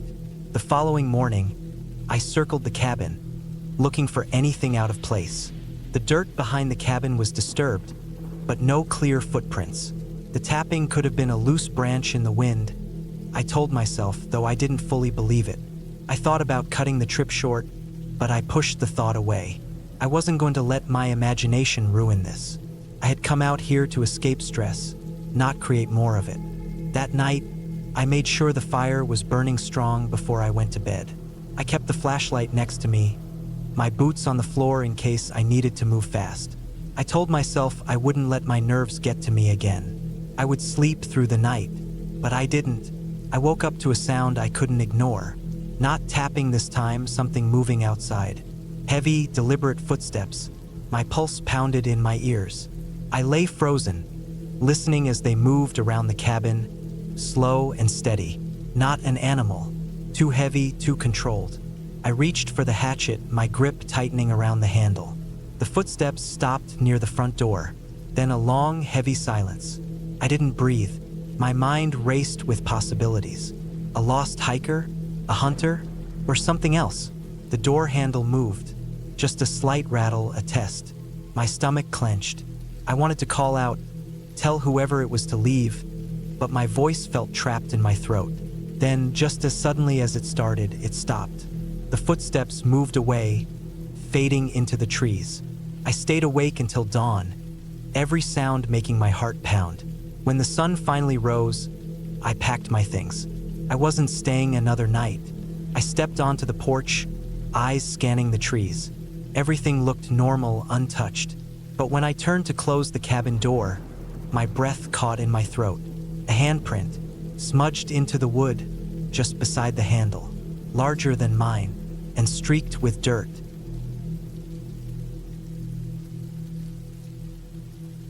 I had been looking forward to this trip for weeks. A full weekend alone in a secluded cabin deep in the woods sounded like the perfect way to unwind. No emails, no people, no noise. Just the quiet hum of nature, a few good books, and a chance to reset my mind. I found the cabin on an old listing site that specialized in off-grid rentals. It wasn't fancy, just a one-room structure with a wood stove, a tiny kitchen area, and a cot against the far wall. The description had warned about the lack of electricity and running water, but that didn't bother me. I had camped alone plenty of times before, and this was just one step above that. Besides, the place had been cheap, and it sat miles away from the nearest road. Seclusion was exactly what I wanted. The drive out took longer than I expected. The last stretch was nothing but a winding dirt road full of deep potholes and washouts. My old SUV handled it well enough, but I had to take it slow. By the time I pulled up to the clearing where the cabin stood, the sun was already low in the sky. The place looked about how I expected. Weathered wood, a slanted tin roof, and a porch with a couple of old rocking chairs. No other cabins or structures in sight. Just trees in every direction. Perfect. I grabbed my bag from the back seat and made my way inside. The inside was smaller than I thought, but cozy in a rough sort of way. A small wood stove sat in the corner, already stacked with kindling. A table with two mismatched chairs stood against one wall, and a few wooden shelves held an assortment of canned food, old cooking utensils, and a stack of yellowed newspapers. There was a faint smell of dust and wood smoke, but nothing unpleasant. It was exactly what I had wanted, or so I thought. The first few hours were uneventful. I unpacked, set up my sleeping bag on the cot, and started a fire in the wood stove to keep the chill away. I had brought a book, but I barely got through a few pages before my eyes grew heavy. It had been a long day, and the deep quiet of the woods settled over me like a heavy blanket. Somewhere around midnight, I woke up to a sound. At first, I thought it was just the wind moving through the trees, but as I lay there listening, I realized it was something else. A soft, deliberate rustling just outside the cabin walls. I held my breath. The sound was too steady to be the wind and too rhythmic to be just the usual creaks and groans of an old structure settling. Something was moving outside, just beyond the thin wooden walls. I sat up slowly, trying to make as little noise as possible. The fire in the stove had died down, leaving only a faint orange glow in the room. My knife was in my pack across the room, but I didn't want to risk moving yet. I just listened. Soft footsteps in the leaves, slow, measured, circling the cabin. I swallowed hard. A bear? Maybe, but something about the way it moved made my skin crawl. It wasn't heavy enough for a bear, but it also didn't sound like a deer or anything else that should be out there at this hour. I stayed perfectly still, barely breathing. The footsteps stopped near the back wall of the cabin. Then silence. I strained my ears, trying to pick up anything in the darkness outside. Then a single, distinct sound. A long, slow drag of something sharp against the wood. My blood ran cold. It wasn't an animal. I knew that now. I moved as quietly as I could, reaching for the flashlight in my bag. My fingers fumbled against the fabric, my heart hammering in my chest. I didn't want to turn it on yet. I didn't want whoever or whatever was outside to know I was awake. Minutes passed. The scraping sound didn't return. The silence stretched on, pressing down on me. Then, another sound. Something tapping lightly against the window. My breath caught in my throat.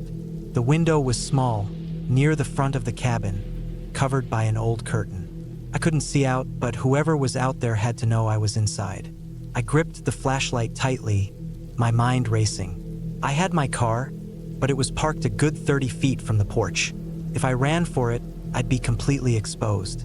If they were waiting for that, I'd never make it. The tapping stopped.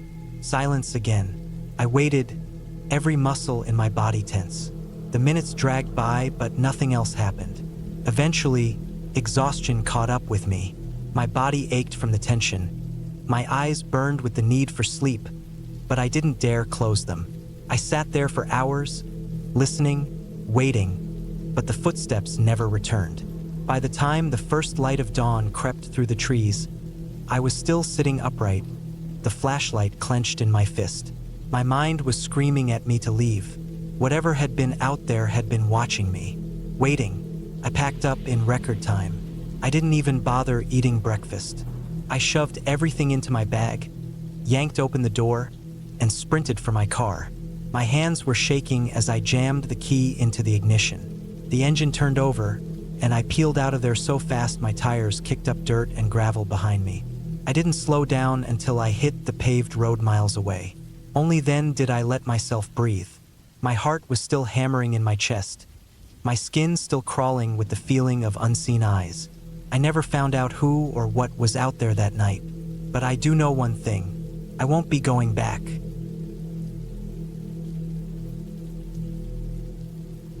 I needed a break from everything: work, traffic, people. I found a cabin online, deep in the woods, about 3 hours from the city. It wasn't fancy, just a simple wooden structure with a metal roof, a wood stove, and a deck overlooking a small lake. The pictures showed a place that was rustic but comfortable enough. I booked it for a long weekend, packed my truck with supplies, and headed out. The last stretch of the drive was rough, a narrow dirt road winding through dense trees. My tires kicked up dust, and branches scraped the sides of my truck. I hadn't seen another car for at least an hour. The GPS cut out a while back, but I had written directions. Eventually, I spotted the cabin through the trees. It looked exactly like the pictures: simple, quiet, isolated. I parked beside it, killed the engine, and let the silence settle in. No cars, No voices. just wind in the trees and the occasional creak of branches. Felt good, peaceful. I grabbed my bags and unlocked the cabin. Inside, it smelled of wood and dust. A small kitchen with an old propane stove and a single counter. A main room with a couch, a coffee table, and a wood stove. A narrow hallway leading to a bedroom and a tiny bathroom with a composting toilet. Everything was as expected. After unloading my gear, I took a walk down to the lake. It was small, maybe 100 yards across, surrounded by thick trees. No docks, no boats, no houses on the other side. Just water and woods. I stood there for a while, listening. The silence was almost too much. I was used to the hum of the city, and without it, everything felt exposed. As the sun set, I built a fire outside and cooked dinner. The air cooled quickly. It got dark in a way it never did in the city. Real dark. I sat by the fire for a while, staring into the flames, feeling the weight of the quiet pressing in around me. Then I heard it. A noise, faint but distinct. A snap like a twig breaking underfoot. Came from the trees behind the cabin. I froze, listening. Silence. Could have been an animal. A deer? Maybe. I shook it off and went inside. I locked the door, even though I knew no one should be out here. The cabin had no curtains, and the darkness outside made the windows feel like black mirrors. I kept the lights low, not wanting to see my own reflection staring back at me. I tried to sleep, but every little noise outside made me tense up. The wind moved through the trees, making them creak and groan. I reminded myself that I was alone, that no one knew I was here, but that also meant if something happened, no one was coming. I must have drifted off because I woke up to something subtle. A change in the air, a feeling. I turned over and checked my phone. It was just past 2 a.m. The fire outside had died down, leaving only faint red embers. The cabin was pitch black. Then I heard it again. A soft, deliberate sound. Footsteps. Not heavy, not running. Just slow, careful steps. Close. Too close. Right outside the cabin. My breath caught in my throat. I strained to hear, lying perfectly still. The footsteps moved around the side of the cabin. Crunch. Pause. Crunch. Pause. Whoever it was, they weren't in a hurry. They were listening, waiting. I slid out of bed as quietly as I could, heart hammering in my chest. I moved toward the window, staying low. The moon was out, casting just enough light for me to see. I peered through the glass. Nothing, just trees and shadows. Then the footsteps came again, this time at the front door. A soft scrape against the wood. I grabbed my hunting knife from my bag and stood there, every muscle locked up. I didn't breathe. I didn't move. The doorknob rattled. My stomach clenched. It wasn't just an animal. Someone was out there. The rattling stopped. Silence stretched out, thick and heavy. I stood in the dark for what felt like an hour, knife in hand, waiting for something to happen. But nothing did. Eventually, I forced myself to sit down against the wall, still gripping the knife. I listened. The footsteps never returned. I stayed awake until the first light of dawn crept in. As soon as it was bright enough, I went outside. The ground was damp from dew. I circled the cabin, checking for tracks. I found them. Boot prints. Not big, not small. Just normal. They led from the tree line around the cabin and back into the woods. No car tracks. No sign of anyone camping nearby. Just footprints in the dirt. I packed my things fast, tossed everything into my truck, and got the hell out. I didn't stop driving until I hit the main road, until I saw another car, until I was far away from those woods. I don't know who was out there that night. I don't know what they wanted, but they knew I was there, and they weren't in a hurry.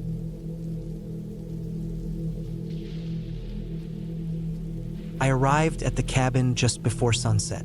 It was an old place, something my uncle had built years ago when he wanted a retreat from the world. No electricity, no plumbing, just 4 walls, a wood stove, and a creek a few hundred yards away for water. It sat deep in the woods, miles from the nearest road, tucked between tall pines and thick underbrush. It wasn't the kind of place people just stumbled across. That's why I liked it.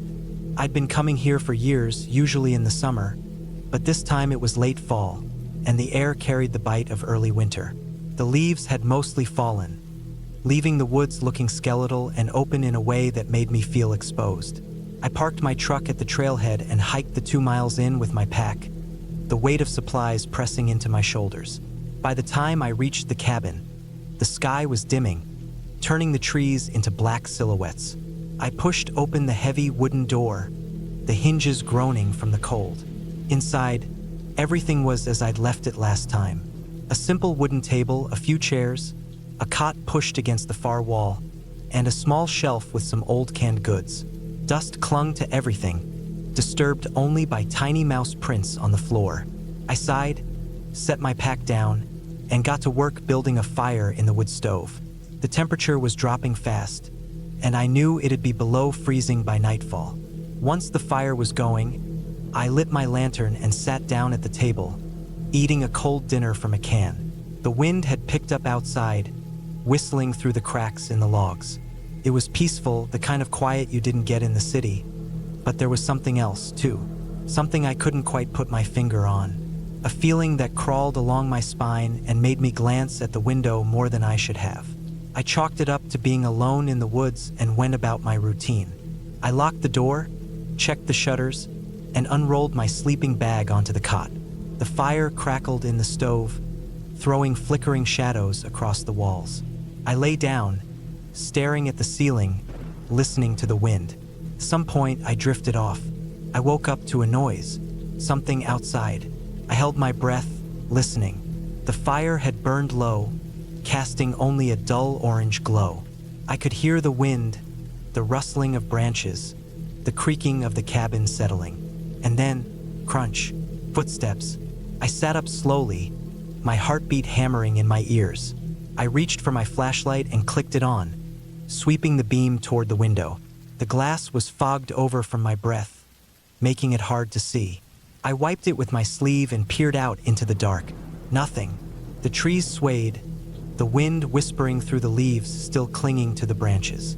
I stayed still, my skin prickling. It could have been an animal, a deer maybe, but the footsteps had sounded too deliberate, too heavy. I stood up as quietly as I could, grabbed my rifle from the wall, and stepped to the door. I pressed my ear against it, listening. Silence now, just the wind. I debated opening the door but decided against it. Instead, I went back to the cot, keeping my rifle close, and lay down again, staring at the ceiling. Eventually, I must have fallen asleep because the next thing I knew, the fire had died completely, and the room was cold. A strange smell hung in the air, something damp and metallic. My skin crawled, but I didn't move at first. I just lay there listening, breathing, not mine. Slow, steady, coming from the other side of the room. I gripped my rifle and turned the flashlight toward the sound. The beam cut through the dark, landing on the door. It was open, just an inch, but enough to make my stomach twist into knots. I hadn't heard it open. I hadn't heard anything. The breathing stopped. I sat up, my pulse pounding. I swept the flashlight around the room. Nothing. The door barely moved, nudged by the wind. I stood slowly, my legs stiff and unsteady, and walked toward it. I reached out, heart hammering, and pushed it shut, sliding the latch into place. I checked the windows next. All locked. I circled the cabin, making sure nothing had been disturbed. Everything looked normal, but the smell still lingered, thick and sour. I couldn't place it, but it made my stomach churn. I stayed awake the rest of the night, rifle in hand, eyes on the door. Nothing else happened, but that feeling never left. That sense that I wasn't alone. To first light, I packed my gear. I had planned to stay a few days, but something in me said to leave. As I stepped outside, the cold morning air burned my lungs. The forest was still, the ground damp with frost. I turned toward the trail, but something caught my eye near the tree line. Tracks. Big ones. Not boots. Not an animal. Bare feet, deep in the mud, leading away from the cabin and vanishing into the trees. I didn't wait to investigate. I hiked back to my truck without stopping, not even when I thought I heard something moving behind me. I climbed in, locked the doors, and started the engine with shaking hands. As I pulled away, I glanced in the rearview mirror, half expecting to see someone standing at the edge of the trees, watching. But there was nothing, just the empty woods and the cabin, standing silent in the morning light. I never went back.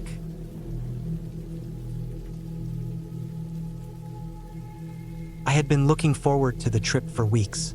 A friend of a friend owned a small off-grid hunting cabin deep in the woods, a good 5-hour drive from the nearest town.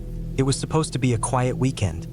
Just me, some basic supplies, and the sound of the wind through the trees. No cell service, no distractions.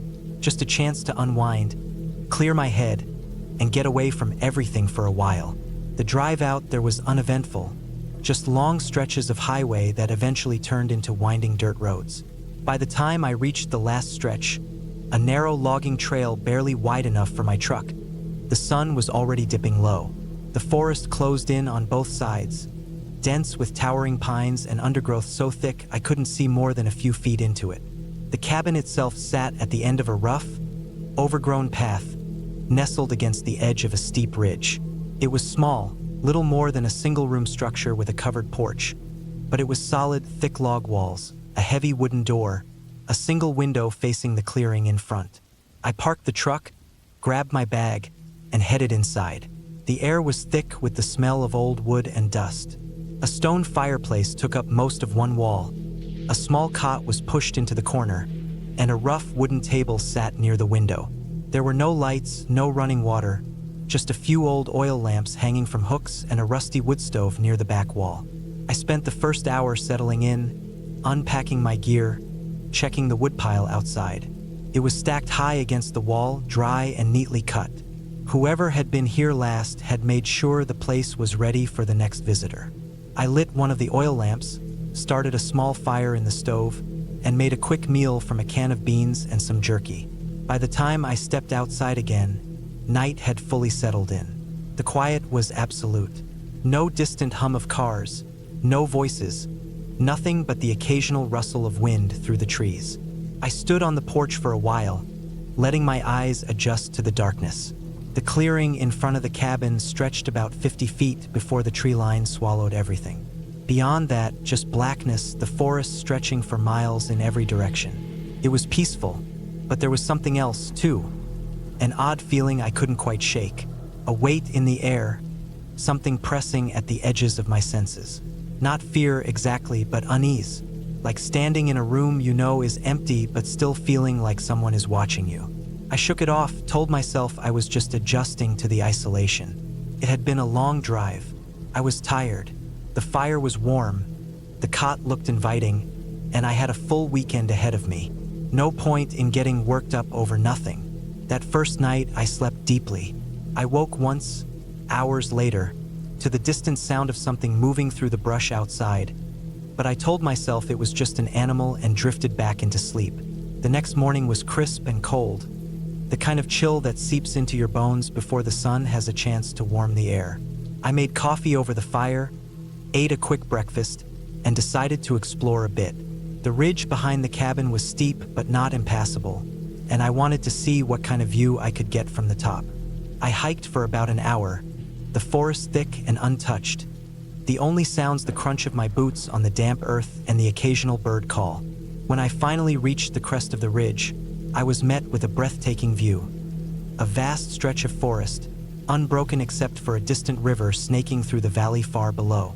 I sat for a while, enjoying the stillness, before heading back down. That's when I noticed something strange. About halfway back to the cabin, I caught sight of something through the trees. At first, I thought it was just a trick of the light, but as I moved closer, I realized it was something much more unsettling. Tracks. Not animal tracks, human tracks. Fresh, deep impressions in the damp earth, leading down the slope in the direction of the cabin. I stopped, heart hammering against my ribs. I had been alone out here since I arrived. I had seen no other cars, no signs of anyone else. But these tracks were new. I followed them, moving carefully, ears straining for any sound beyond my own breathing. The closer I got to the cabin, the more uneasy I felt. The tracks led straight to the porch, stopping just at the base of the steps. Then they turned and led away, disappearing into the woods. I stood there for a long time, scanning the tree line, my pulse loud in my ears. Whoever had been here had come up to the cabin, stood there for a moment, then left. They hadn't knocked. They hadn't called out. They had just stood there, watching. I swallowed hard, trying to think rationally. Maybe it was a hunter. Maybe someone had gotten lost and come across the cabin by chance. That made sense. It had to be that. But something about it felt wrong. The way the tracks stopped, the way they lingered. I forced myself to shake it off, went inside, and locked the door. The rest of the day passed slowly, the unease never fully leaving. I spent most of it inside, listening, waiting, straining to hear something beyond the crackling of the fire and the occasional creak of the wind against the walls. Night fell again, and with it came the same heavy silence. I lay in the cot, staring at the ceiling, my body tense with the kind of exhaustion that doesn't bring rest. I must have dozed off at some point because I woke to a sound that made my blood run cold.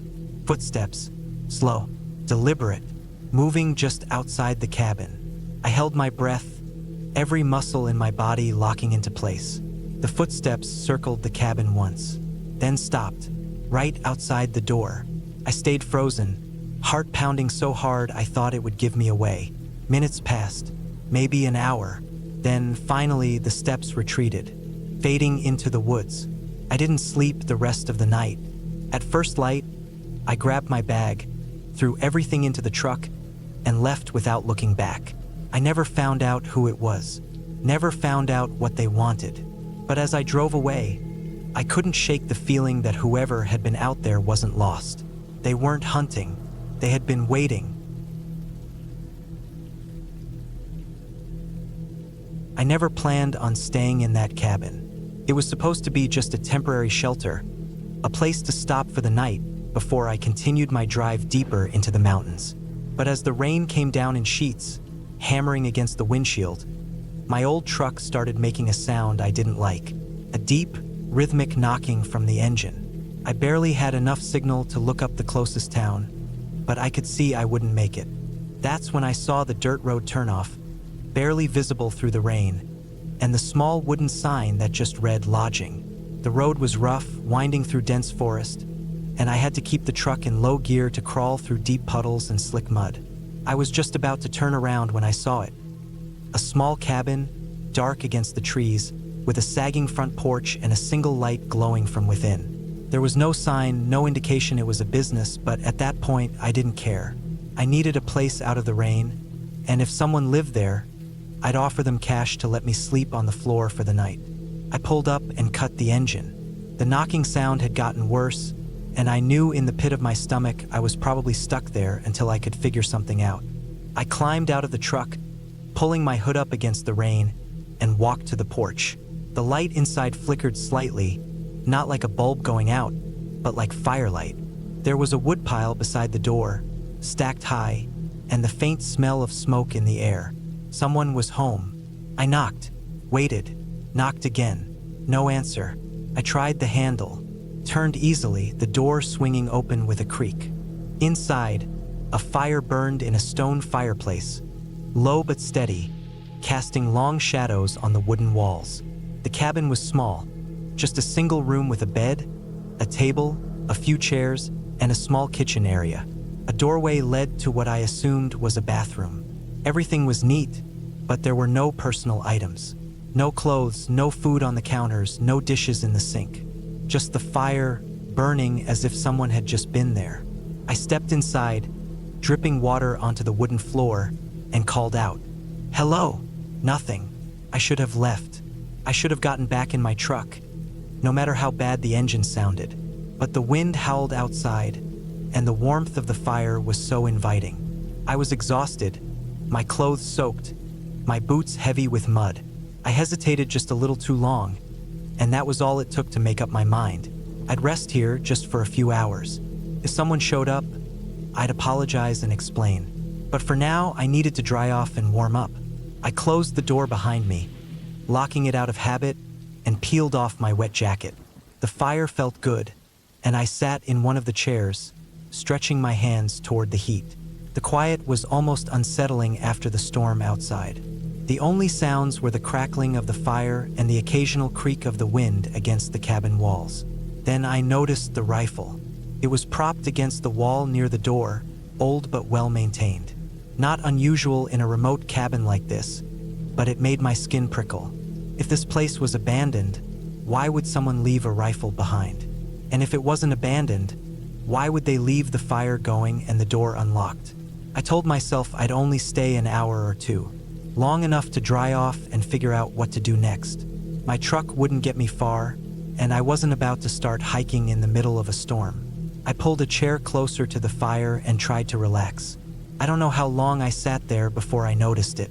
The feeling, that strange, creeping sensation that someone was watching me.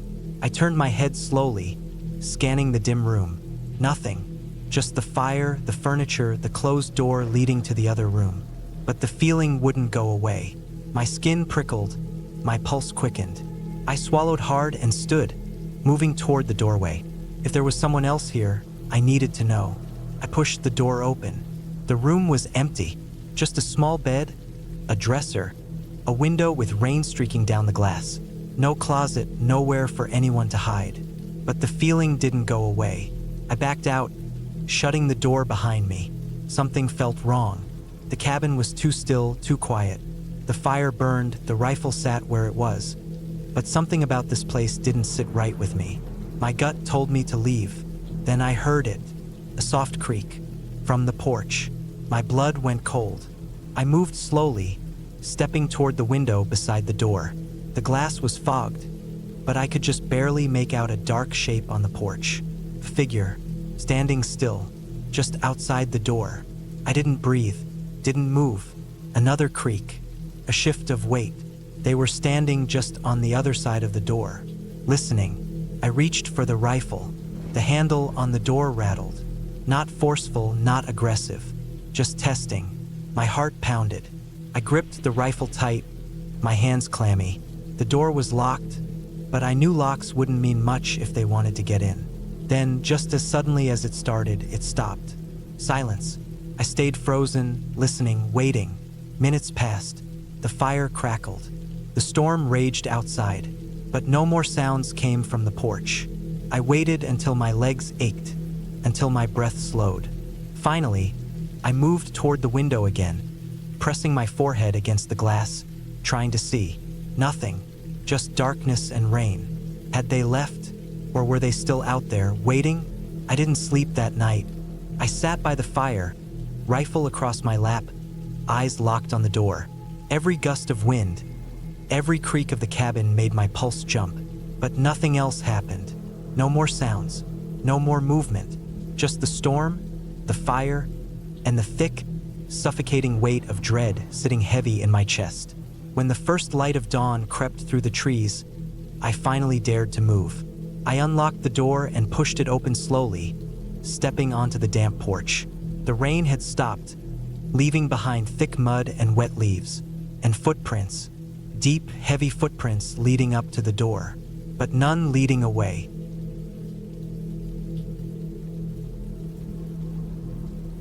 The drive up to the cabin took longer than I expected. The last 30 miles were on a narrow dirt road, barely wide enough for my truck. It twisted through dense forest, the tall pines casting long shadows in the late afternoon light. The farther I drove, the rougher the road got, until I was crawling along at barely 10 miles an hour, dodging deep ruts and loose rocks. My tires kicked up dust that hung in the still air, making it hard to see much behind me. I finally reached the clearing where the cabin sat. It was small, built from rough-hewn logs that had turned gray with age. The roof sagged a little in the middle, and the front porch had a slight tilt to it, but it looked sturdy enough. A single window faced the clearing, the glass streaked with dirt. There was no sign of anyone around. No other cars, no footprints in the dust. Just silence, except for the occasional chirp of birds and the rustling of leaves in the breeze. I stepped out of my truck and stretched my legs, my back stiff from the long drive. The air smelled of pine and damp earth. I grabbed my bag from the passenger seat and walked up to the door. The key was under a loose board on the porch, just like the owner had said in his email. I unlocked the door and pushed it open. It creaked on its hinges, the sound echoing in the stillness. Inside, the cabin was simple. A single room with a small kitchenette against one wall, a wood stove in the corner, and a narrow cot against the opposite wall. There was a battered old table with 2 chairs, and a few shelves stocked with canned food and a couple of dusty bottles of whiskey. The air was stale, like no one had been inside for months. I opened the window to let in some fresh air and set my bag down on the cot. I had rented the cabin for a week. No cell service, no internet, no distractions. Just me, the woods, and time to clear my head. I had been feeling burned out lately, stretched too thin by work and life. I needed a break, and this seemed like the perfect place to get one. I spent the first hour unpacking, setting up my gear, and making sure everything was in order. There was a small stack of firewood outside, just enough for a couple of nights. The owner had said I'd need to cut more if I planned on using the wood stove regularly. There was an axe leaning against the side of the cabin, the blade rusty but still sharp. As the sun dipped lower, I started a fire in the wood stove to take the chill out of the air. I cooked a simple meal on the propane burner, ate in silence, then sat on the porch with a beer, watching the last light fade from the sky. The woods grew darker, the trees merging into a solid wall of black. The air cooled quickly, and the sounds of the forest changed. The birds quieted, replaced by the occasional hoot of an owl and the distant howl of a coyote. I felt calm, more relaxed than I had in months. The solitude was exactly what I needed. I turned in early, climbing into the cot and pulling the thick blankets over me. The cabin was quiet except for the crackling of the dying fire in the stove. I listened for a while, then drifted off to sleep. I woke sometime in the night, unsure of what had disturbed me. The fire had burned down to embers, casting a faint glow across the room. I lay still, listening. The wind had picked up, rustling through the trees, making the branches creak. I started to close my eyes again when I heard it. A single, deliberate footstep outside the cabin. I held my breath, straining to hear. For a long moment, there was nothing, just the wind. Then, another step, slow, heavy. I sat up, my pulse hammering. I reached for the flashlight on the small table beside the cot and clicked it on. The beam cut through the darkness, illuminating the rough wooden walls. My ears strained for another sound, but everything was silent again. Maybe it was an animal, a deer or a bear moving through the trees, but something about the steps had sounded off. Too steady, too careful. I slipped out of bed, my bare feet pressing against the cold wooden floor. I moved to the window and shined the flashlight outside. The beam flickered through the trees, casting long shadows, but I saw nothing. The clearing was empty. My truck sat where I had parked it, undisturbed. I turned back toward the door, debating whether to check outside. Then I saw it, the handle of the door. Slowly, almost imperceptibly, it was turning. A spike of fear shot through me. I grabbed the hunting knife from my bag and took a step back, my heart pounding so hard I could hear it in my ears. The handle stopped moving. Silence. I stood frozen, gripping the knife so tightly my knuckles ached. I wanted to move, to do something, but fear held me in place. Then, after what felt like an eternity, slow, heavy footsteps retreated from the door. They crunched through the gravel, moving away from the cabin. Then, nothing. Just the wind again. I waited. 5 minutes. 10. 20. I stayed up the rest of the night, my back against the wall, the knife still clutched in my hand. The footsteps never returned. At first light, I opened the door and stepped outside. The clearing looked the same as it had the night before, but in the dirt, just beyond the porch, were footprints. Deep, heavy, human. I didn't wait to see if whoever had been outside would come back. I grabbed my bag, threw it into the truck, and left. The cabin faded in the rearview mirror as I sped down the dirt road, not slowing until I hit pavement miles later. I never went back, never told the owner what happened. I don't know who was out there that night or what they wanted, but I know they were watching, listening, waiting, and I wasn't about to stick around to find out why.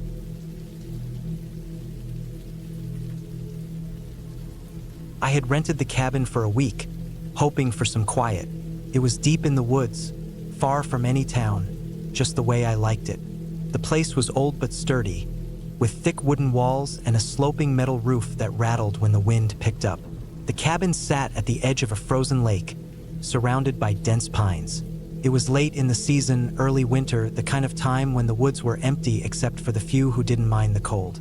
The first few days were uneventful. I spent my time chopping firewood, fishing through a hole in the ice, and hiking the trails nearby. The nights were long and quiet. The only sounds came from the wind and the occasional creaking of the trees. Felt isolated, peaceful. But then small things started happening. At first, they were easy to dismiss. My axe wasn't where I had left it. I found my fishing pole lying on the ground a few feet from where I had propped it against the cabin. The back door, which I was certain I had latched, swung open one night, letting in a gust of frigid air. I told myself I was just being forgetful. I had been alone for a few days. Maybe I was losing track of things. Then, one evening, as I was walking back from the lake with a few fish, I saw footprints in the snow near the cabin. They weren't mine. They were larger, heavier, like someone wearing thick boots had walked up to the cabin and stopped near the window before turning away. The sight of them made my skin crawl. I hadn't heard a vehicle, hadn't seen another soul since I arrived. Whoever it was had come through the woods. I didn't sleep well that night. I locked the doors, checked the windows, made sure my knife was within reach. I told myself it was probably a hunter, maybe a hiker who got lost and wandered by. But deep down, I knew that didn't make sense. There was nothing out here. No trails leading to the cabin, no reason for someone to come this way. The next morning, I followed the tracks as far as I could before they disappeared into the trees. I didn't see anyone, didn't hear anything. The forest was still, just the sound of snow crunching beneath my boots. But the uneasy feeling didn't leave me. That night, I woke up to a sound outside. A slow, deliberate crunching in the snow. Footsteps. I held my breath, listening. They moved around the cabin, stopping near the window. My heart pounded. I stayed perfectly still, staring at the ceiling, barely breathing. Then the doorknob rattled. I sat up, gripping the knife. The door was locked, but I knew whoever was outside was trying to get in. The rattling stopped, and then silence. The kind of silence that made my ears ring. I didn't move. I didn't even look out the window.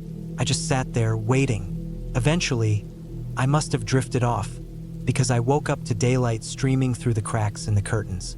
The snow outside was disturbed. A clear set of prints leading from the trees to the door, then back into the woods. I packed my things. Whatever was out there wasn't an animal. It wasn't just some lost hiker. Someone had come out here, deep into the woods, to find me, and I wasn't going to wait around to see if they'd come back. As I loaded my truck, I felt eyes on me, that heavy, unmistakable feeling of being watched. I scanned the trees but saw nothing, just empty woods, stretching in all directions. I got in, locked the doors, and started driving. The cabin disappeared in my rearview mirror, swallowed by the trees. I didn't stop until I reached the main road. I never went back.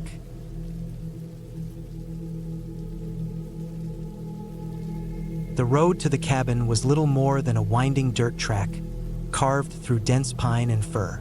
I'd taken a wrong turn at least once, doubling back on myself through a maze of nearly identical trees.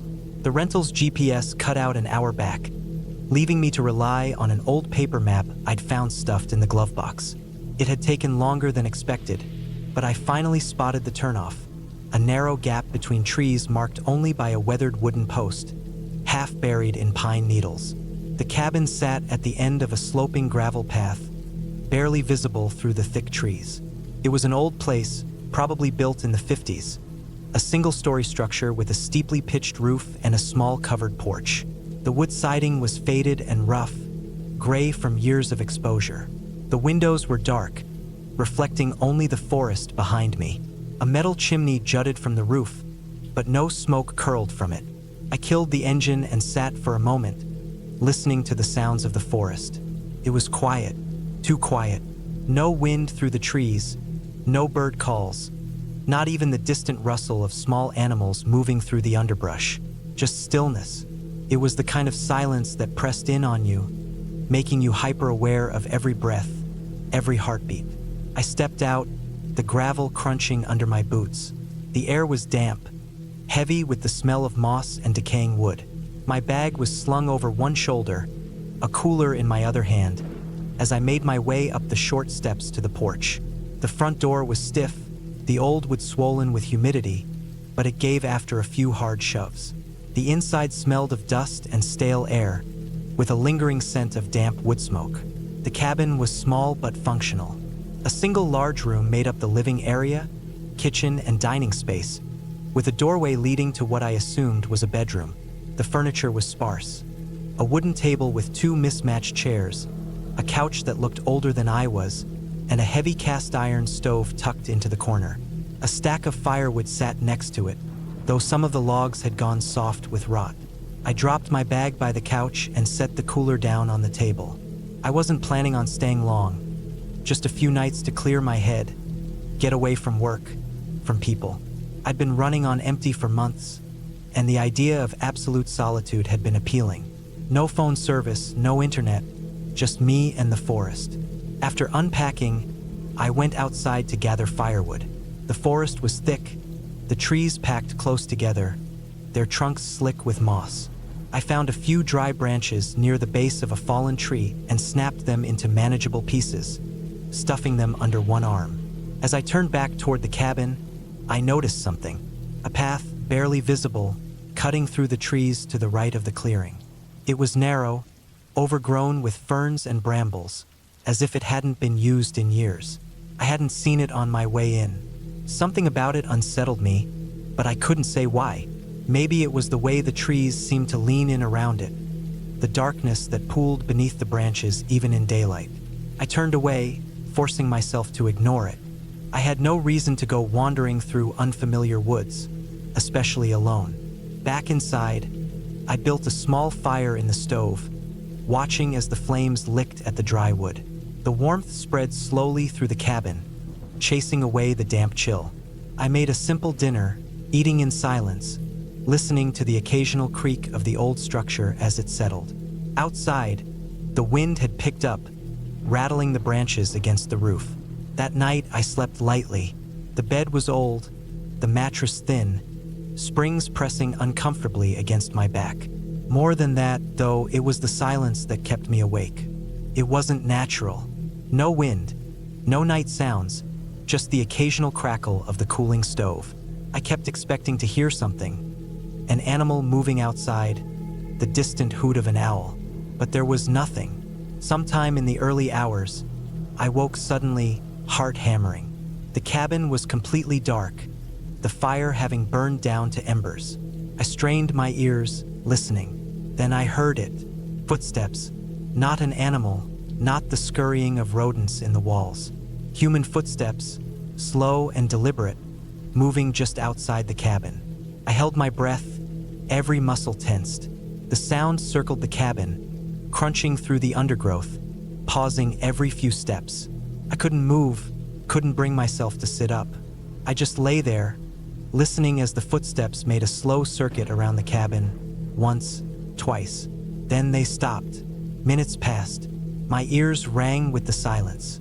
I forced myself to breathe as quietly as possible, my pulse pounding in my temples. Then, just as I started to think I had imagined it, there was a soft sound. Tap, just one. A single, light knock against the front door. I didn't move, didn't breathe. Then, another tap. Then another. Not loud, not urgent, just testing. I sat up slowly, careful not to make a sound. My bag was by the couch, my flashlight inside. I reached for it, hands shaking, and clicked it on, aiming the beam toward the door. Nothing. The knocks had stopped. I forced myself to stand, moving as silently as I could to the window. The porch was empty. Beyond it, only darkness, the trees swaying slightly in the wind. I didn't sleep after that, just sat by the dying fire, listening, waiting. Morning came slowly, the sky a dull gray. I stepped outside, my breath curling in the cold air. The forest was quiet, but something felt off. I walked around the cabin, searching for footprints, but the ground was undisturbed. No sign that anyone had been there at all. I wanted to believe I had imagined it, that my mind had played tricks on me in the dark. But as I turned back toward the cabin, my stomach twisted. The path, the overgrown trail I had noticed the day before. The ferns and brambles that had nearly covered it had been trampled, pushed aside as if something or someone had passed through recently. I didn't hesitate. I packed my bag, loaded the cooler into the car, and left. The cabin could keep its secrets. As I pulled onto the dirt road, I caught one last glimpse of the path in my rearview mirror. It wasn't empty. A figure stood there, just at the tree line, watching. I didn't stop.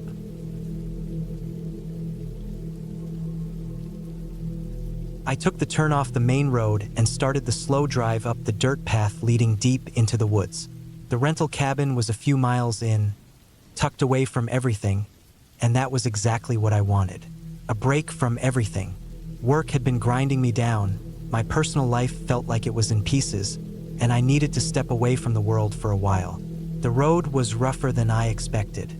Deep ruts from old rainstorms had hardened into jagged dips, making my truck jolt with each bump. Trees crowded the path, their branches hanging low enough that I could hear them scraping the roof as I passed. The deeper I went, the denser the woods became. The daylight filtering through the trees was dim, the sky barely visible through the thick canopy. It felt like the kind of place where time slowed down. I finally spotted the cabin through the trees. It was small, made of old weathered logs, with a steep roof and a covered porch that sagged slightly on one side. A stone chimney stuck out from the side, darkened by years of smoke stains. There was no sign of recent use.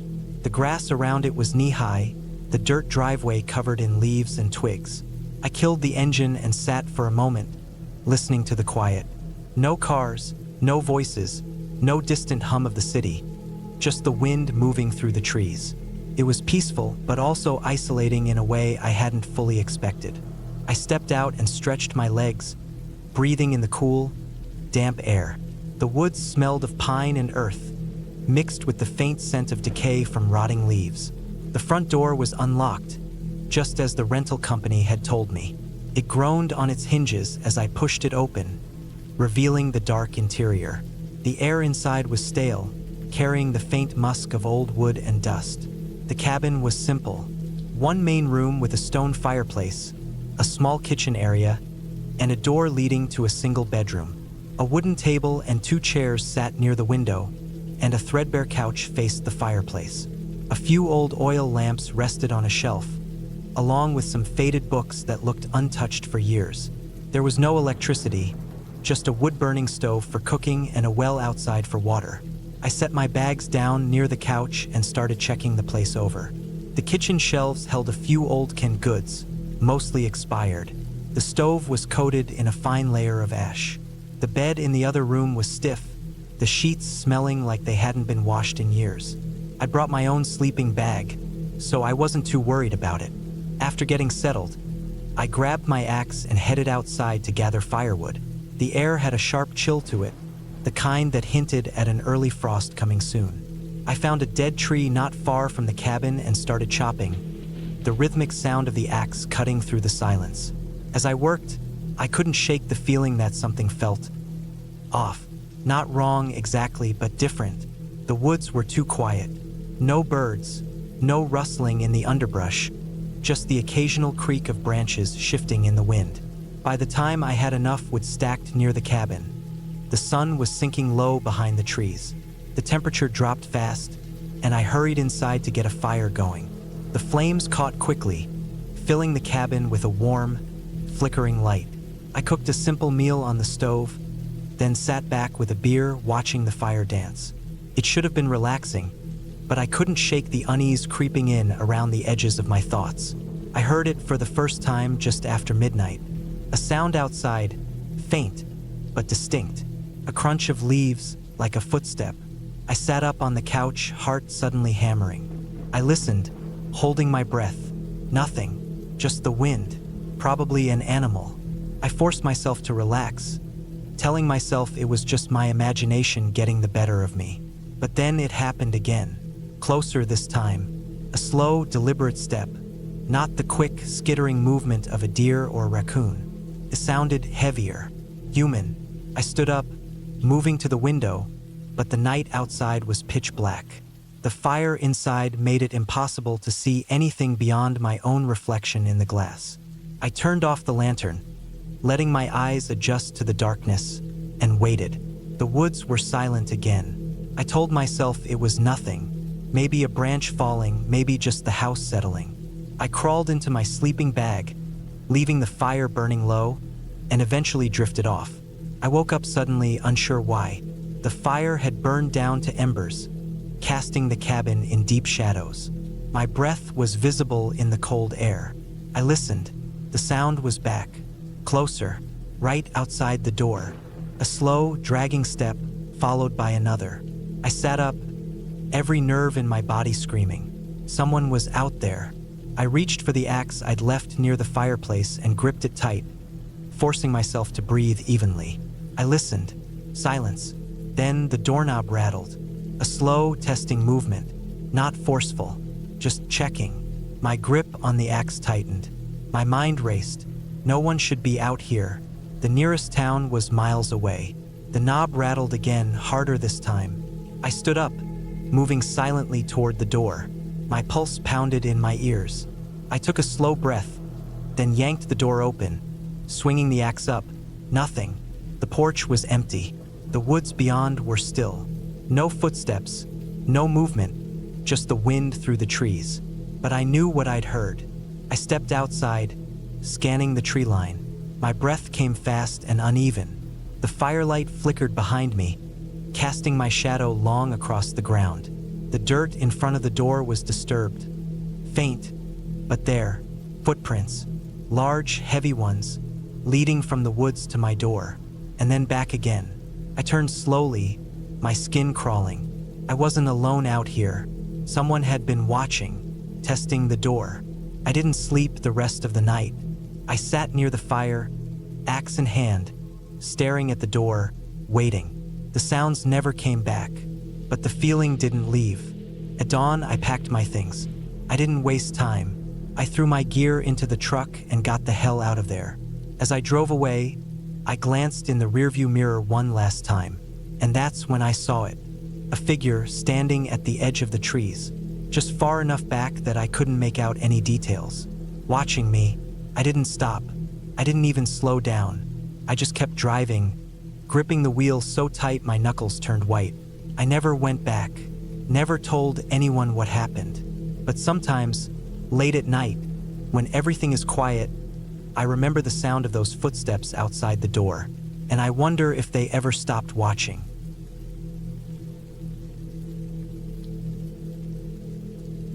The drive up to the cabin was already enough to make me question if I had made a mistake.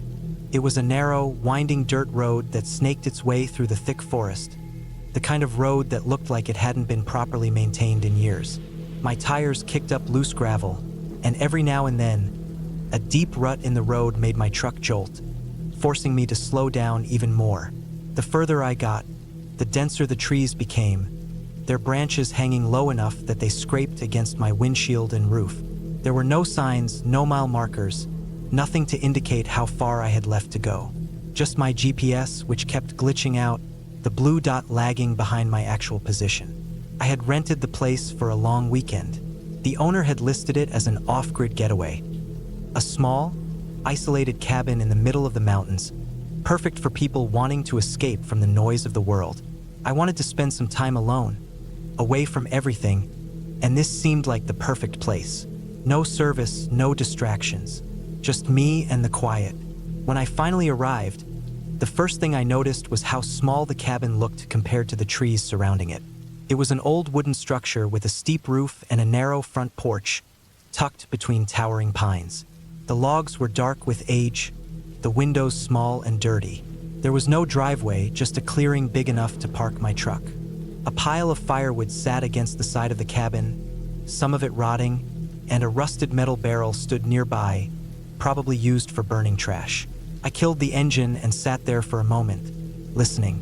Nothing but the sound of the wind moving through the trees. No birds, no animals, just the wind. The inside of the cabin was exactly what I expected. Small and simple.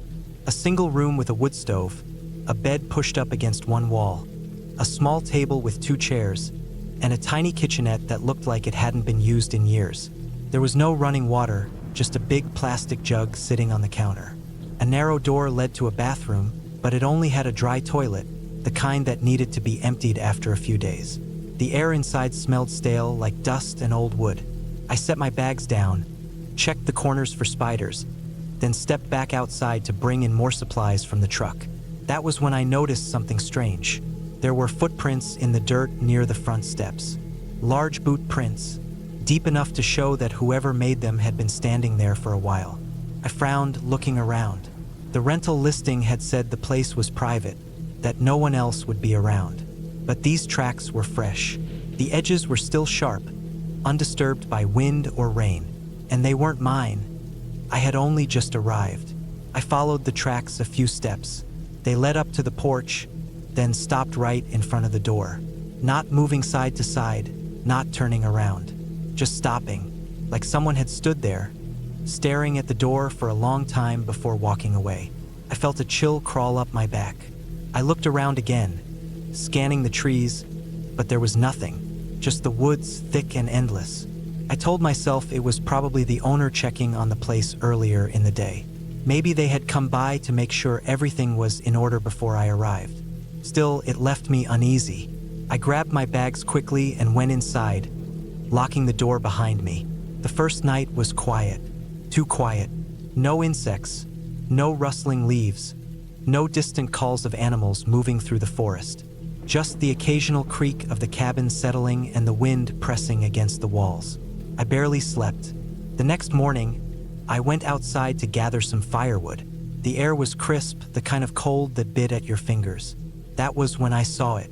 More footprints. But this time, they were different. These weren't boot prints. They were barefoot, and they circled the cabin. My stomach tightened. The prints were spaced apart, like whoever made them had been moving slowly. Cautiously, they started near the trees, then went around the entire cabin before stopping near the front porch again. I felt exposed standing there in the open. I scanned the tree line, my breath coming in short puffs. Nothing moved, nothing made a sound. But I knew someone had been here, watching me while I slept. I hurried back inside and locked the door again, my hands shaking. I told myself it had to be an animal, maybe a bear, maybe someone camping nearby who got lost. But I knew that wasn't true. The steps were human. I spent the rest of the day inside, trying to ignore the feeling of being watched. I double-checked the locks on the doors and windows, shoved a chair under the doorknob for good measure. I kept the wood stove burning, even though I didn't need it. Something about the fire made me feel safer. That night, I lay in bed with my knife within reach, listening. Hours passed. The wind picked up, howling against the cabin. Then, just past midnight, I heard it. A soft creak. The front porch. I stopped breathing. I strained my ears, listening. Another creak.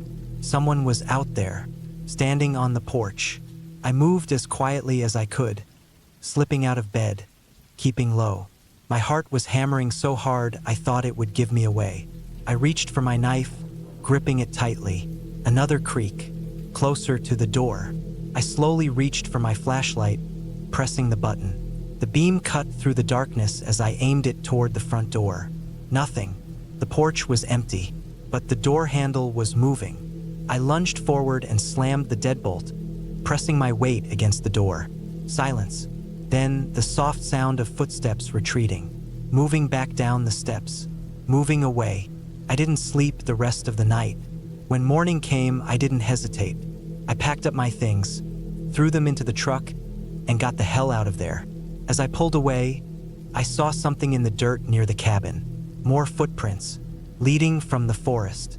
But this time, there was more than one set. I didn't stop to look closer.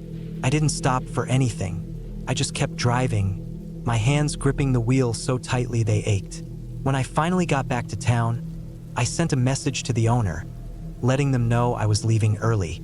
I didn't tell them what happened. I didn't want to explain. I just wanted to forget. I never heard back. I still think about it sometimes. About who or what was out there. About why they were watching. About what would have happened if I hadn't locked the door in time. I don't think I'll ever go back. And I don't think I was the first person it happened to.